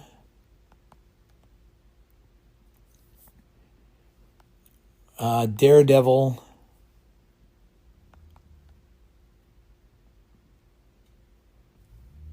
Yeah, let me look this up. Yeah, no, this was just is called Guardian Devil, and it's from 1998 and 1999. So this was just in the Daredevil comics. The time Daredevil drove Mysterio to suicide. Guardian Devil, yep, Daredevil, Guardian Devil. So I would tell you in a heartbeat, if you are looking for something Daredevil to read this book. It is so good. And Mysterio is always one of my favorite characters. And seeing this was just reading this book was tremendous. In fact, let's go to Marvel Unlimited. And I'm going to look this up and see if Guardian Devil is, I'm sure it's in here. But what we will do, let's see. And I'll tell you exactly what issues to read.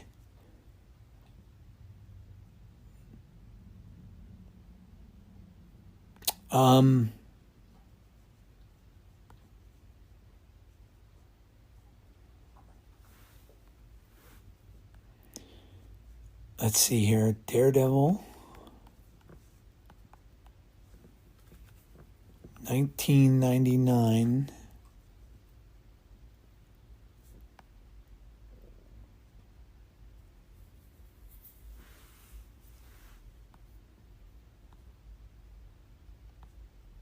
Man Without Fear.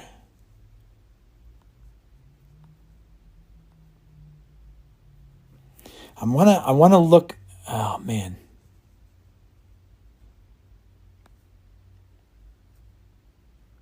I want to get these. Yeah, it was indeed written by Kevin Smith.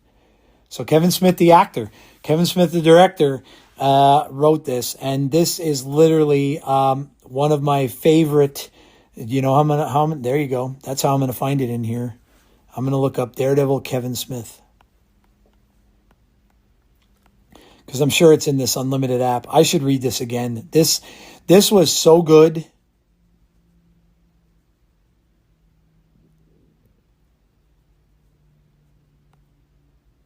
That I should really go and I should read this again because it is just amazing.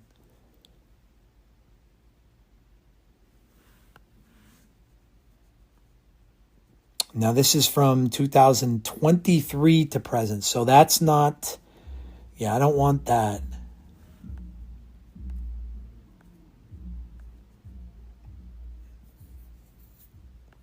Oh man, it like skips around it all.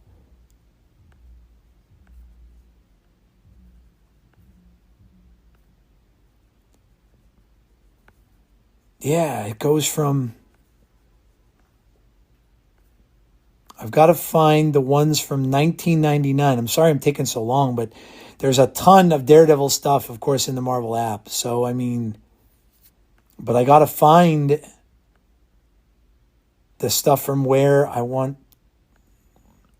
Obviously, one of the things I tell you is to read Frank Miller's The Man Without Fear.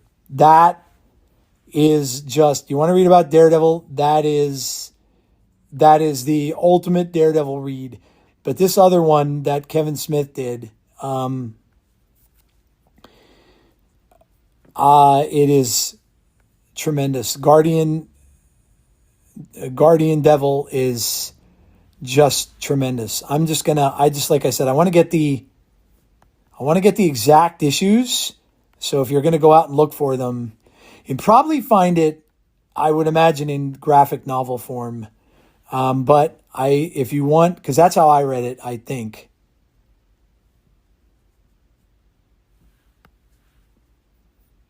Yep. Guardian Devil from 1999.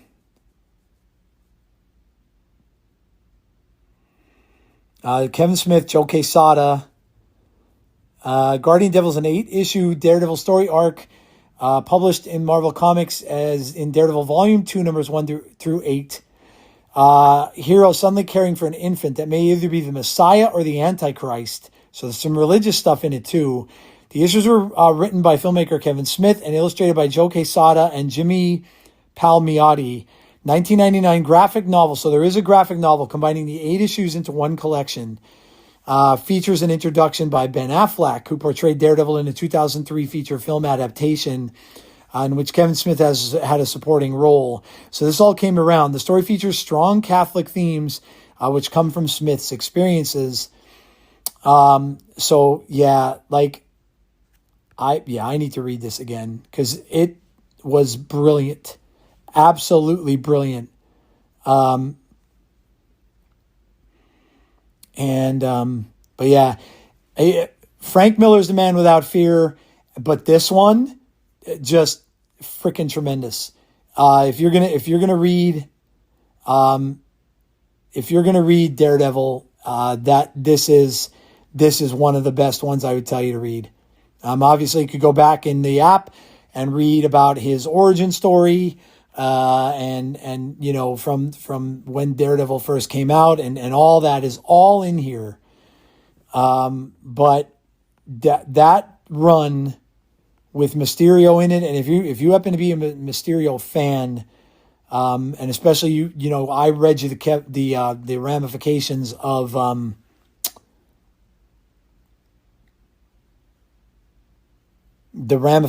of it with Karen Page. Oh, here it is. Okay. Yep. It is in the Marvel Unlimited app. I found it. It's under Daredevil, 1998 to 2011. And it starts issue number 1. Yep, this is it. Yeah, because there's the Mysterio stuff. Oh, this is sweet because I'm bookmarking this. Saving it to my library. And I'm going to read this again because this, tremendous. Just, I can't speak highly enough about this story. Yep, here comes Daredevil, The Man Without Fear is the title of it. Marvel Knights, so it's a little more adult-oriented, and that I think that's why what attracted me to it in the first place. The Marvel Knights series in comics was gritty, edgy, much more adult, and it is marked with the Marvel Knights label. So they were kind of going up against some of the stuff that DC was doing at the time with like Swamp Thing and Hellblazer and things like that. They got a little more edgy, a little more risque. Not saying it had like, you know, didn't have like nudity in it or anything like that, but it had like violence, and a little, you know, had some blood, a little more adult themes. So if you're into that, go check this book out. I'm telling you, you will not be sorry. And if you want to read some Daredevil, read about Karen Page. Like I said, if you're a Mysterio fan, by all means, go check this out. Because this is, I cannot recommend this enough. It is absolutely amazing. So there you go. That is Comics Corner. And that's one of the reasons why I do this, is because I get excited about comics. And if you guys have not read this, go and do it. And you can find it in the Marvel app, $9.99 a month. It is there. I finally found it, thankfully. Sorry, I was kind of taking some time there, but you can also find it in graphic novel form in comic book stores, probably in Barnes and Noble, in bookstores, and places like that. But 100%, I highly, highly, highly recommend it. So, all right, we're going to move on. And we are going to go to the next segment of the show, which, of course, is a minute at the movies. So, all right, I've got a lot for you from this too. And we shall start. I've got notes. I take notes for this now. But we will start with my notes. And okay, this is from Marvel Updates. The main teams in X-Men Season 2 are as follows. The Wasteland team is Jean Grey, Cyclops, Storm, Wolverine, and Morph. The Ancient Egypt team is Rogue, Magneto, Nightcrawler, Bishop, and Beast. And the X-Force team is Cable, Psylocke, Archangel, Sunspot, and Jubilee. And X-Factor is Havoc, Polaris, and Strong Guy. So there you go. And that is coming soon, coming out very soon, which I will get to later. How about this one, guys? Because it was just Star Wars Day, May the 4th. And this came out then. This is from Variety. The Star Wars franchise was streamed for 33 billion minutes, 550 million hours in 2025. The movies accounted for the biggest share of the viewing at 44.2%. The live-action shows made up 38.9%, while animated projects account for 16.8%. Docs about the franchise accounted for 0.2% of all viewing. A New Hope was the most viewed title, followed by The Phantom Menace and Rogue One. Andor was the most viewed live-action series with 7.4 billion minutes. That's cool that people are still watching A New Hope. I'm very, and I can't wait to see how many people go to see it in the theater. I am super stoked to see Star Wars again on an IMAX screen, and the uncut, the non-Lucasified, whatever you want to call them, it is the original version of Star Wars will be in theaters next year. I'm stoked to see that. This is from Marvel Comics, introducing, so this can kind of be added to Comics Corner a little bit here, but introducing the Infernal Avengers.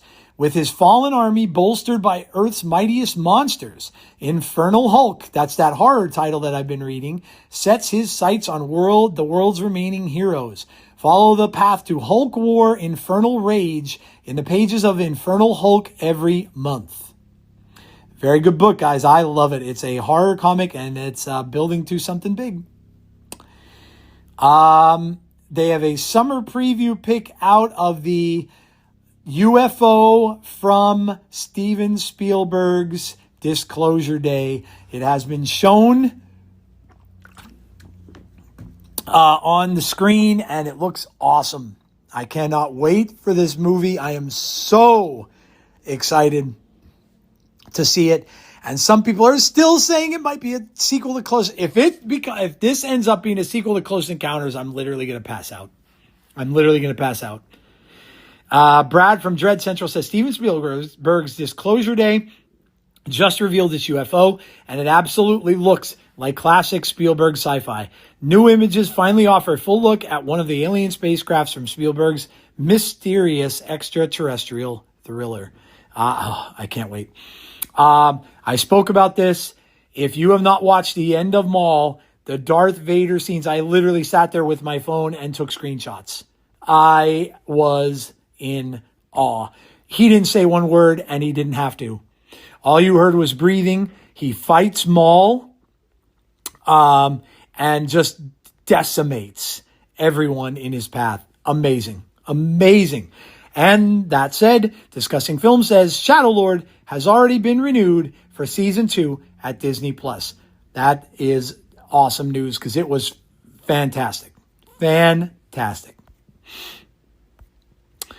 Okay.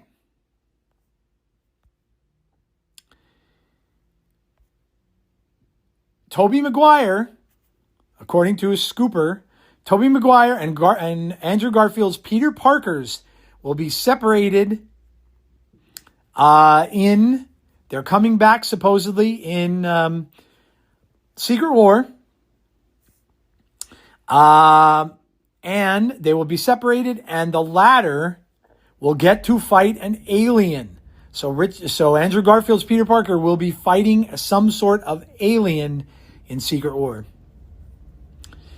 Also claiming Sadie Sink, who's most likely playing Jean Grey, which I've talked about on this show, in Brand New Day, will be the main character in Marvel's Mutant Saga. That's no surprise whatsoever. Matthew Lillard, good for Matthew Lillard, man. Coming from Scream all the way back in the day, got to relive his part a little bit in the new one. He has now been cast in Man of Tomorrow, and the rumor is he's been cast as Jay Garrick's Flash. OMG, the original Flash with that. They used to wear that metal helmet, that silver helmet, and they had that. Oh, I love the Flash in DC. Love the Flash. I did not like the Flash movie. Was not thrilled with Ezra Miller playing the Flash. Just wasn't. I love the TV show though. Love the portrayal in the TV show by Grant Gustin. Really enjoyed that, and all the characters that were in it. Professor Zoom, the Reverse Flash. Loved that show. But having Matthew Lillard playing Jay Garrick, some people assumed he might be playing Plastic Man, which that would have been cool too, because they never got the live action version of Plastic Man, which is basically Mr. Fantastic in the DC universe. But if he's playing Jay Garrick, that is awesome. Absolute Green Arrow gets a horror-themed trailer from DC Comics. So Absolute Green Arrow is an animated series that's coming from DC. Gets a horror-themed trailer, and this is actually for comics too. Issue number 1 hits the shelves on May 20th. This is a quote. Back to Star Wars stuff here a little bit. This is a quote from Dave Filoni, who is now in charge of the Disney Star Wars stuff, which I think is great because Dave Filoni is the biggest fanboy you'd ever want to meet, and has been kind of handpicked by George Lucas to be his own successor. And this is quotes from Dave Filoni on his philosophy with Darth Vader. Now that everybody knows Darth Vader was in Maul, this is his philosophy about Vader.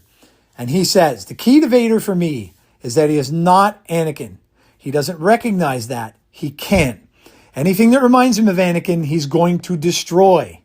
So when he sees a Jedi, he's going to destroy the Jedi, because the Jedi would remind him unconsciously or consciously that he betrayed all of his friends and everything he knew and the life he grew up with. For what? For nothing. He lost everything. He made a bad trade. He was lied to. He was deceived. He can't accept that truth. So he's even farther down the path than Maul. Maul is struggling to let go of hate, but Anakin got consumed by it. If he were to face what he did, it would destroy him more. I find a lot of pity for him because of what he did and the depth of his treachery, and that is Darth Vader. Anakin's trapped in there somewhere, and Darth Vader won't let him surface. And so to me, the key is not to actually give him a character. He's devoid of it because he doesn't care. Darth Vader does not care. He does not have compassion. He does not see you. He sees the thing he wants to destroy, and he will do that. It's like the same feeling you got in Rogue One when he comes down the hallway. He doesn't talk to those guys. Oh, that's such a great scene. Oh, my God. The end of Rogue One. Oh. He doesn't talk to those guys. He's going to destroy them. He has one mission. And all of his remorse and all of his anger and all of his hate in every swing that he does, that's how it's resolved. That scene is one of the best scenes in films, and it's devastating. It's literally a horror scene. Literally a horror scene. He just, like Dave Filoni says here, he just wipes everybody out. Just kills without remorse. That is what Darth Vader is. This comes from the direct. Dario Scardapane on when the Punisher One Last Kill takes place in the MCU timeline, which, by the way, is out next week. Daredevil season 2 is over. And now we're getting the Punisher One Last Kill in a one-shot special next week on Disney+. And Dario Scardapane says, I think this tells the story of what happened next after the Punisher and before and during the events of Daredevil Born Again Season 2. So it comes between the Punisher, the series, and before Daredevil season 2. So before and during the events of Daredevil season 2, in case you wanted to know where that stands. Star Wars Rocks My World says, did you know Maul and Vader actually fought before their modern encounter in Star Wars Maul? Shadowlord. It happened back in 2002 in the Star Wars Tales #9 story Resurrection. The fight is intense. Maul, this is in comics, by the way. Maul is brought back by the dark side adherents to replace Vader as the Emperor's apprentice. At the climax, Vader realizes he can't win through traditional combat, so he stabs his lightsaber through his own body to impale Maul, who is standing right behind him. When a dying Maul asks what he could hate so much to do such a thing, Vader simply replies, myself. It isn't part of current canon, but it's still an interesting read. Have any of you checked this one out? How does it compare to the recent fight? I have read that book. Very cool. Man of Tomorrow. So this is the next Superman film. Continues to expand its cast with the addition of Matthew Lillard. Here's the current reported confirmed cast. David Cornsweet as Superman, Nicholas Hoult as Lex Luthor, Rachel Brosnahan as Lois Lane, Lars Ettinger as Brainiac. So like I said, we are getting a Brainiac in a Superman movie finally. Adrian Arjona as Maxima with a question mark. They're not sure. Isabella Merced as Hawkgirl. Edie Gothegi as Mr. Terrific. He was great as Mr. Terrific, by the way, in the first one. Nathan Fillion as Guy Gardner. Aaron Pierre as John Stewart. They are from the Lantern series, so they're going to be in the film. Maria Gabriela de Faria as the Engineer, so the Engineer's back. She was in Superman. Skylar Gisondo as Jimmy Olsen, and Sarah Sampaio as Eve Tessmacher. So they're all going to be back for the Man of Tomorrow Superman film, which is filming now, by the way. Oh my God.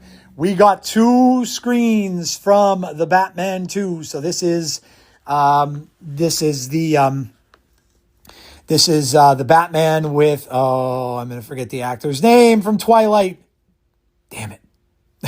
But anyway, they showed 2 screens and everybody went bananas because it is screens of the Batmobile and it is in the winter time. So we are getting, after Michael Keaton's Batman 2, which had Danny DeVito and Catwoman, of course, and so Penguin, Catwoman in it, and Max Schreck was in it and all that. That was set in the winter.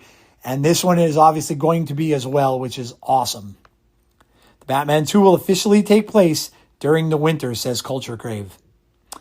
Marvel Phase 6 was released on Discussing Film, and this is The Punisher, One Last Kill, coming out May 12th of 2026.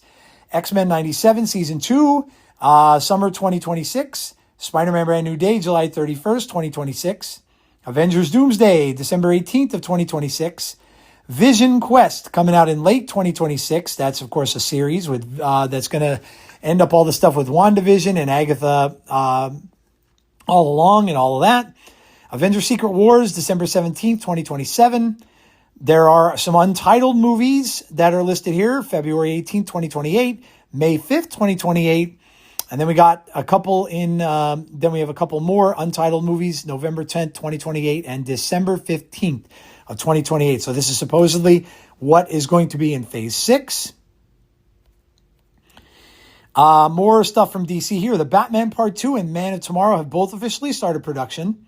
2027 will be the first year that Batman and Superman both have their own movies coming out. So that's kind of cool. So DC will be ruling the roost next year because all we have from Marvel, I believe, I just read what we have from Marvel. Just went over that. So 2027 is going to have Secret Wars, and that might be it. I think they're going to go kind of silent after Doomsday. And all we're going to get next year, I think, from Marvel is Secret Wars. I don't think there's going to be series or anything like that coming next year. So, this made me happy. Marvel Comics is introducing a new horror-centric universe, Midnight, later this year. Details about the publishing line will be revealed next week. So that's this coming week. Marvel Comics presents a terrifying new universe, Midnight. The light had its turn. Wow. I'm excited for that. Greg Mottola is the frontrunner to potentially direct a Deathstroke and Bane movie for DC. Known for directing Superbad, Paul, as well as episodes of Peacemaker. Cool. As I said, Frank Castle is returning in a Marvel Television special presentation. Punisher One Last Kill premieres May the 12th only on Disney+. So make sure you check that out. And of course, I have to mention this. Crystal Lake first look at young Jason Voorhees and big news coming this Monday. Oh my God. I can't wait for this. Can't wait for this. I know it's not comics or anything, but it is a movie thing. And this actually was funny because it's a picture back, the picture of the back of Jason Voorhees' head. And this got taken down. And even Brad Caleb Kane, the person who posted this, who is the showrunner, his own Instagram got taken down. So someone got pissed. A prelude to Spider-Man Brand New Day officially releases on Disney Plus next week. That's from Screen Rant. Disney Upfront 2026 takes place in 3 days. So it's a con, with news expected for X-Men 97 Season 2, Vision Quest, Your Friendly Neighborhood Spider-Man Season 2, and Daredevil Born Again Season 3, which they are in production on right now. Matthew Lillard is reportedly playing Jay Garrick in The Flash, Man of Tomorrow, in theaters July 9th, 2027. Judith Light is confirmed to play Ma Nucci in The Punisher One Last Kill. Ma Nucci is a big mob boss that has been in Punisher comics, and Frank really disposes of her in a very gross way. So, Daredevil Born Again Season 3 will include a significant time jump. So if any of you are finishing up Daredevil or haven't watched it yet, Daredevil Season 2, tremendous. The last episode was so good. So good. And you're going to see a significant time jump then from Season 2 to Season 3. I will say this. It's not getting a lot of views. I really don't understand it because it has been awesome. I can see that maybe, because people are kind of seeing some similarities in the political stuff that's happening in our country and are maybe not wanting to watch it because of that. I can understand that. Can totally understand that because of what we're living through today, that people may not be wanting to watch this. So that could be maybe a reason why, I'm thinking. Jeremy Slater says he doesn't know if Moon Knight Season 2 will happen. I haven't talked to Marvel in 3 years at this point. I don't know. Is there going to be a Moon Knight movie? Is there going to be a Midnight Suns movie? Is there going to be a Season 2? I'm as much in the dark as everybody else. So they're still kind of not decided on what they want to do here. This is again from Judith Light, who's playing Ma Nucci. I just mentioned that. She was quoted, said, "I think people will be surprised. I think they will really appreciate it. This is really about transformation and what it means to be a person who holds on to revenge." So you may see the gore happen as to what Frank does to her and then how she wants to get revenge. So you may very well see that as part of this. Back to Star Wars. Dave Filoni gives an update on Ahsoka Season 2. He says, working on it. It's coming. I mean, it's come a long way. I'm editing all the episodes at once right now. Deep in visual effects with the team. Really proud of everyone and the work put in. I'm excited for people to see it. You know, we didn't really get to go out and premiere it in a way last time. So the team's really excited to be out with the fans and this one and see how it goes. I might know when it comes out. I'm not saying, laughs. Everything needs its moment. Right now, it's Maul's moment. So Ahsoka Season 2 is coming out, and that is probably going to be the last season of that and could also be the end of the Mandoverse. The Mandoverse is supposedly coming to an end. With, of course, Mando and Grogu, and then with Ahsoka Season 2 is supposed to wrap all of that up. So, and then this is the next step. Star Wars Starfighter. New Star Wars Starfighter synopsis just dropped. In a rebuilding galaxy, a solitary pilot becomes entangled in a crucial mission as new threats emerge. Their journey may alter the future of the Force itself. Of course, Ryan Gosling starring in this. The film wrapped production in late 2025, being in post-production since then. It is slated for a 2027 release with Ryan Gosling as the lead. I am really excited for this too. We're getting, like I said, the re-release of Star Wars in theaters next year. Mando is wrapping up. I'm kind of guessing that that's going to be the end of all that, along with Ahsoka Season 2 as that wraps up later this year. I think it's all going to lead into this brand new start for Star Wars, and I'm excited for that. I think that is something that definitely does have to happen. Trailers coming soon for X-Men 97 Season 2 and Spider-Man Season 2. And then we have this.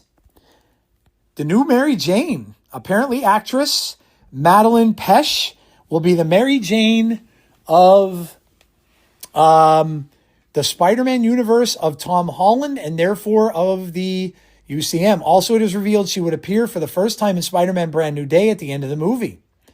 Everything indicates that, this is not confirmed by the way, but everything indicates that at the end of Spider-Man Brand New Day, Peter would be sleeping and would already wake up in Battle World in an apartment. So this would be like a post-credit scene. I don't know. I wonder if this is true. Take this with a grain of salt.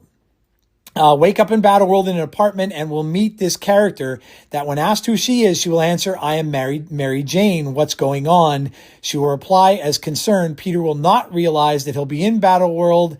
So I don't know. This seems more rumory to me, so take this with a grain of salt, but there might be, obviously we know Peter's going to be in Battle World, in Secret War, and maybe there will be a new MJ that will be, that will get that role going forward. So we'll have to see if that's true.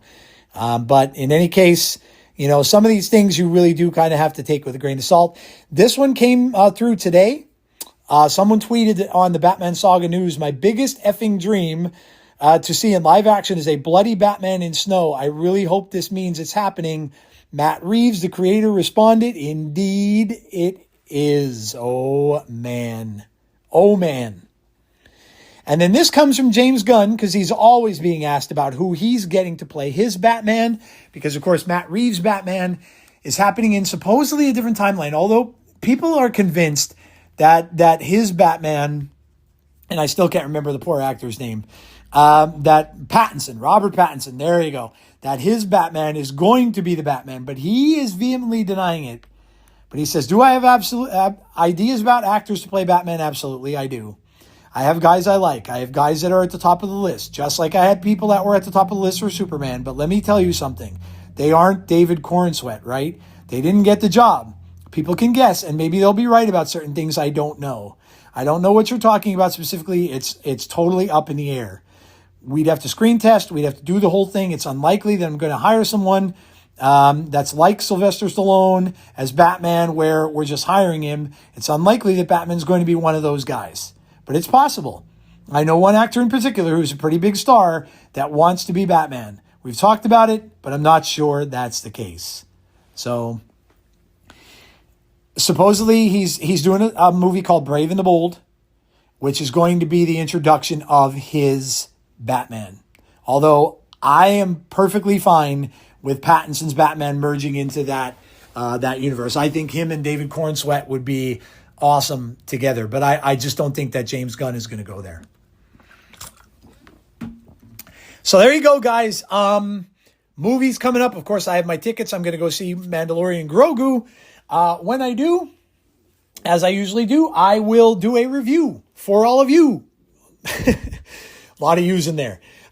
During my minute at the movies, I will do a review. In fact, I think what I may start to do, since I'm going to a lot of films this year, I'm obviously going to Mando and Grogu, and then I'll be going to see Disclosure Day, and then obviously Supergirl, and then, of course, Spider-Man Brand New Day several times.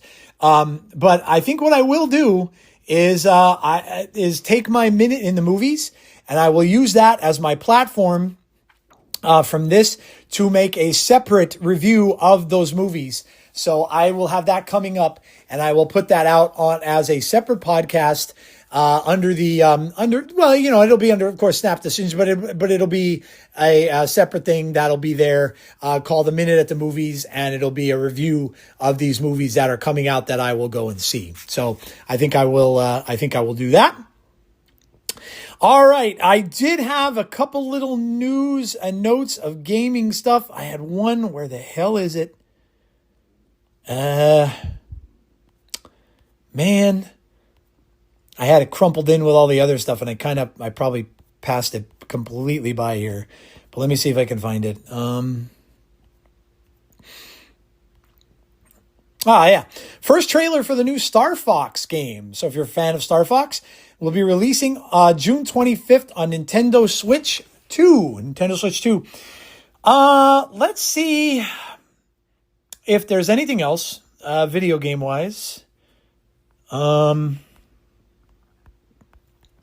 See what the releases are for this week at the very least. For Pixel Perspective, which we are in right now, by the way. A little quick transition over to Pixel Perspective, and let's see what we've got in games, if we have anything good. Ooh, the one I wanted to play is coming out. That is Directive 8020. The deluxe edition is coming out. I am super hyped for that. That is one of those ones where you make decisions.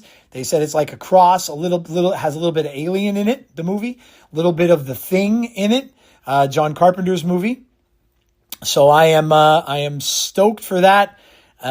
Super fired up for Project 8020 or Directive 8020. I wonder. Okay, let's see. So here's some others. There's something called Mixtape. A narrative adventure with a 90s soundtrack for PS5, Xbox 2. I'll have to check. Wonder what that is. We got a game called Waxheads, narrative strategy game about running a record shop. What? We've Mixtape and a thing about a record shop? Oh my gosh, dude. I'd be interested in either one of those. Motor Slice, an action adventure game for PC, PS5, and Xbox. Prime Monster, a roguelike deck builder for PC. World of Warships, Legends, naval combat for PC. Dead as Disco, May 5th. Handmancers, Alabaster Dawn. Hunt Down Overtime, May 7th. Will Follow the Light, May 7th. Game of Thrones King's Road is coming May 14th. House Flipper 2 Sakura DLC coming May 21st. Tales of Arise, May 22nd. The Relic, The First Guardian, May 26th. Age of Empires Definitive Edition, May 28th.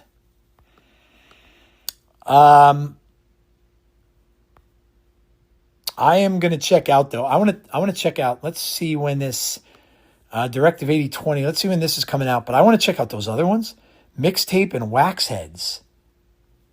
So I'm gonna check these out real quick while I'm with you guys here. Directive 8020 release date is May 12th. Okay, all right. So that does come out. That comes out in 2 days. Oh, man. Yeah, I'm going to be playing this one.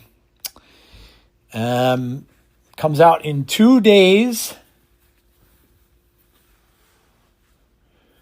Developed by Supermassive Games, horror sci-fi title. Kicks off season 2 of the Dark Pictures anthology and will be available on PlayStation 5, Xbox, and Steam. And the other one's called Mixtape and Waxheads. What's this Mixtape? Mixtape is on Steam. It's on the PlayStation Store.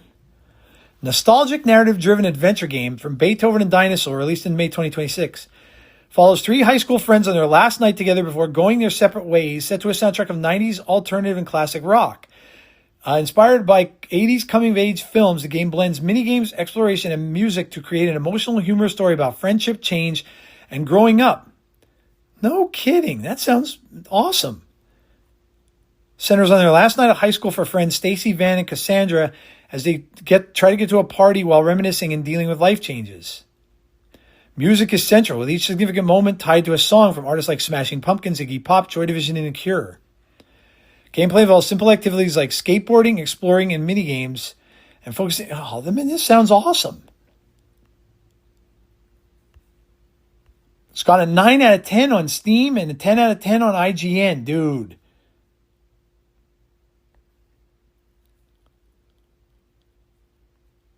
I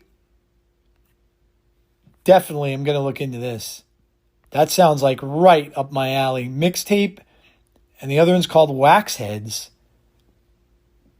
A cozy punk-themed narrative simulation game where you work in a struggling record store, helping quirky customers find music by solving puzzles based on vague clues, album art, and track lists. Oh, man. Has its own original soundtrack. These sound amazing. Oh, I'm gonna go look for these right now, dude.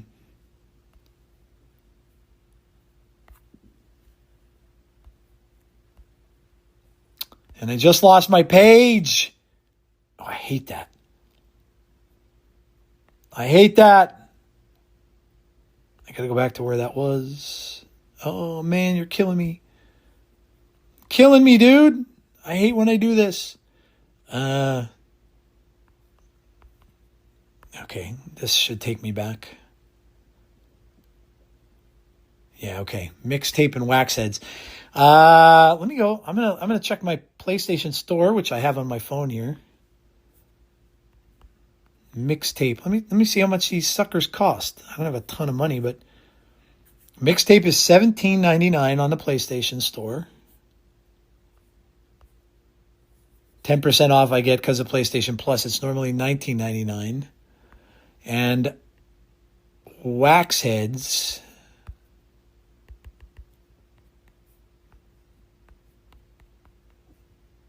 that mixtape thing, Wax Heads is $12 for if you have PS Plus.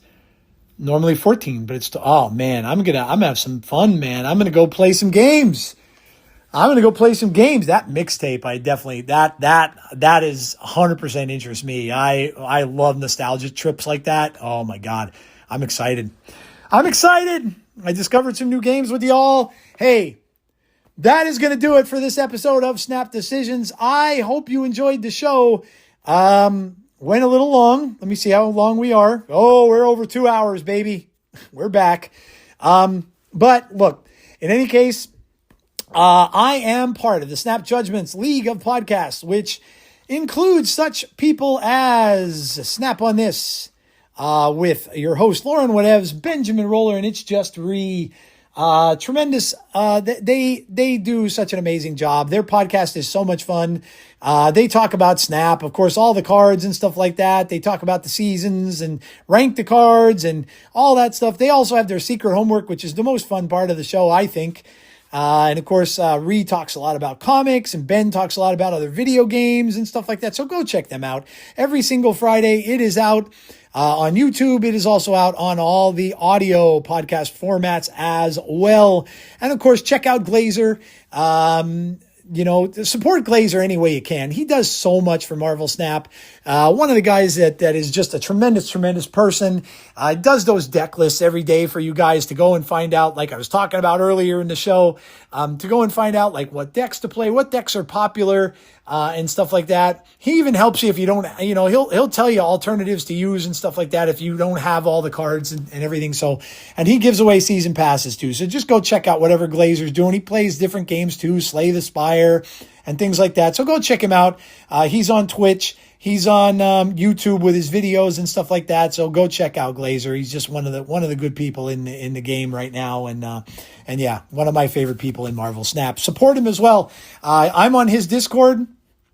So is Snap on This. They have the speakeasy there. I'm on his Discord as well. I have my own Discord. Go check that out. And please vote for your favorite 5-cost card in Marvel Snap. That will be out shortly. Congrats to my season pass winners. I do have 2 season passes that I give away every single month. Thank you so much for listening wherever you may listen, whether it's on the audio, whether it's on my YouTube page. wherever it may be. I thank you. I thank you. I thank you for listening and taking the time out of your day, wherever it is you listen to the show. I greatly, greatly appreciate it. I love all you guys. And again, don't sweat the small stuff. Enjoy what you enjoy. Have fun mostly, because that is what this stuff should all be about. And of course, any way you choose to play Snap, have fun doing it. Don't let it get you down. And if it does, find something better to look at. I named a whole bunch of things today with the video games, with the movies and all that kind of stuff. There is a lot of fun to be had out there. So go find something fun to do, however you choose to do it. So, all right, guys, that is going to do it for me for this week. Thank you for listening to Snap's Decisions. This is your Snap DJ signing off. Have a great one, everyone.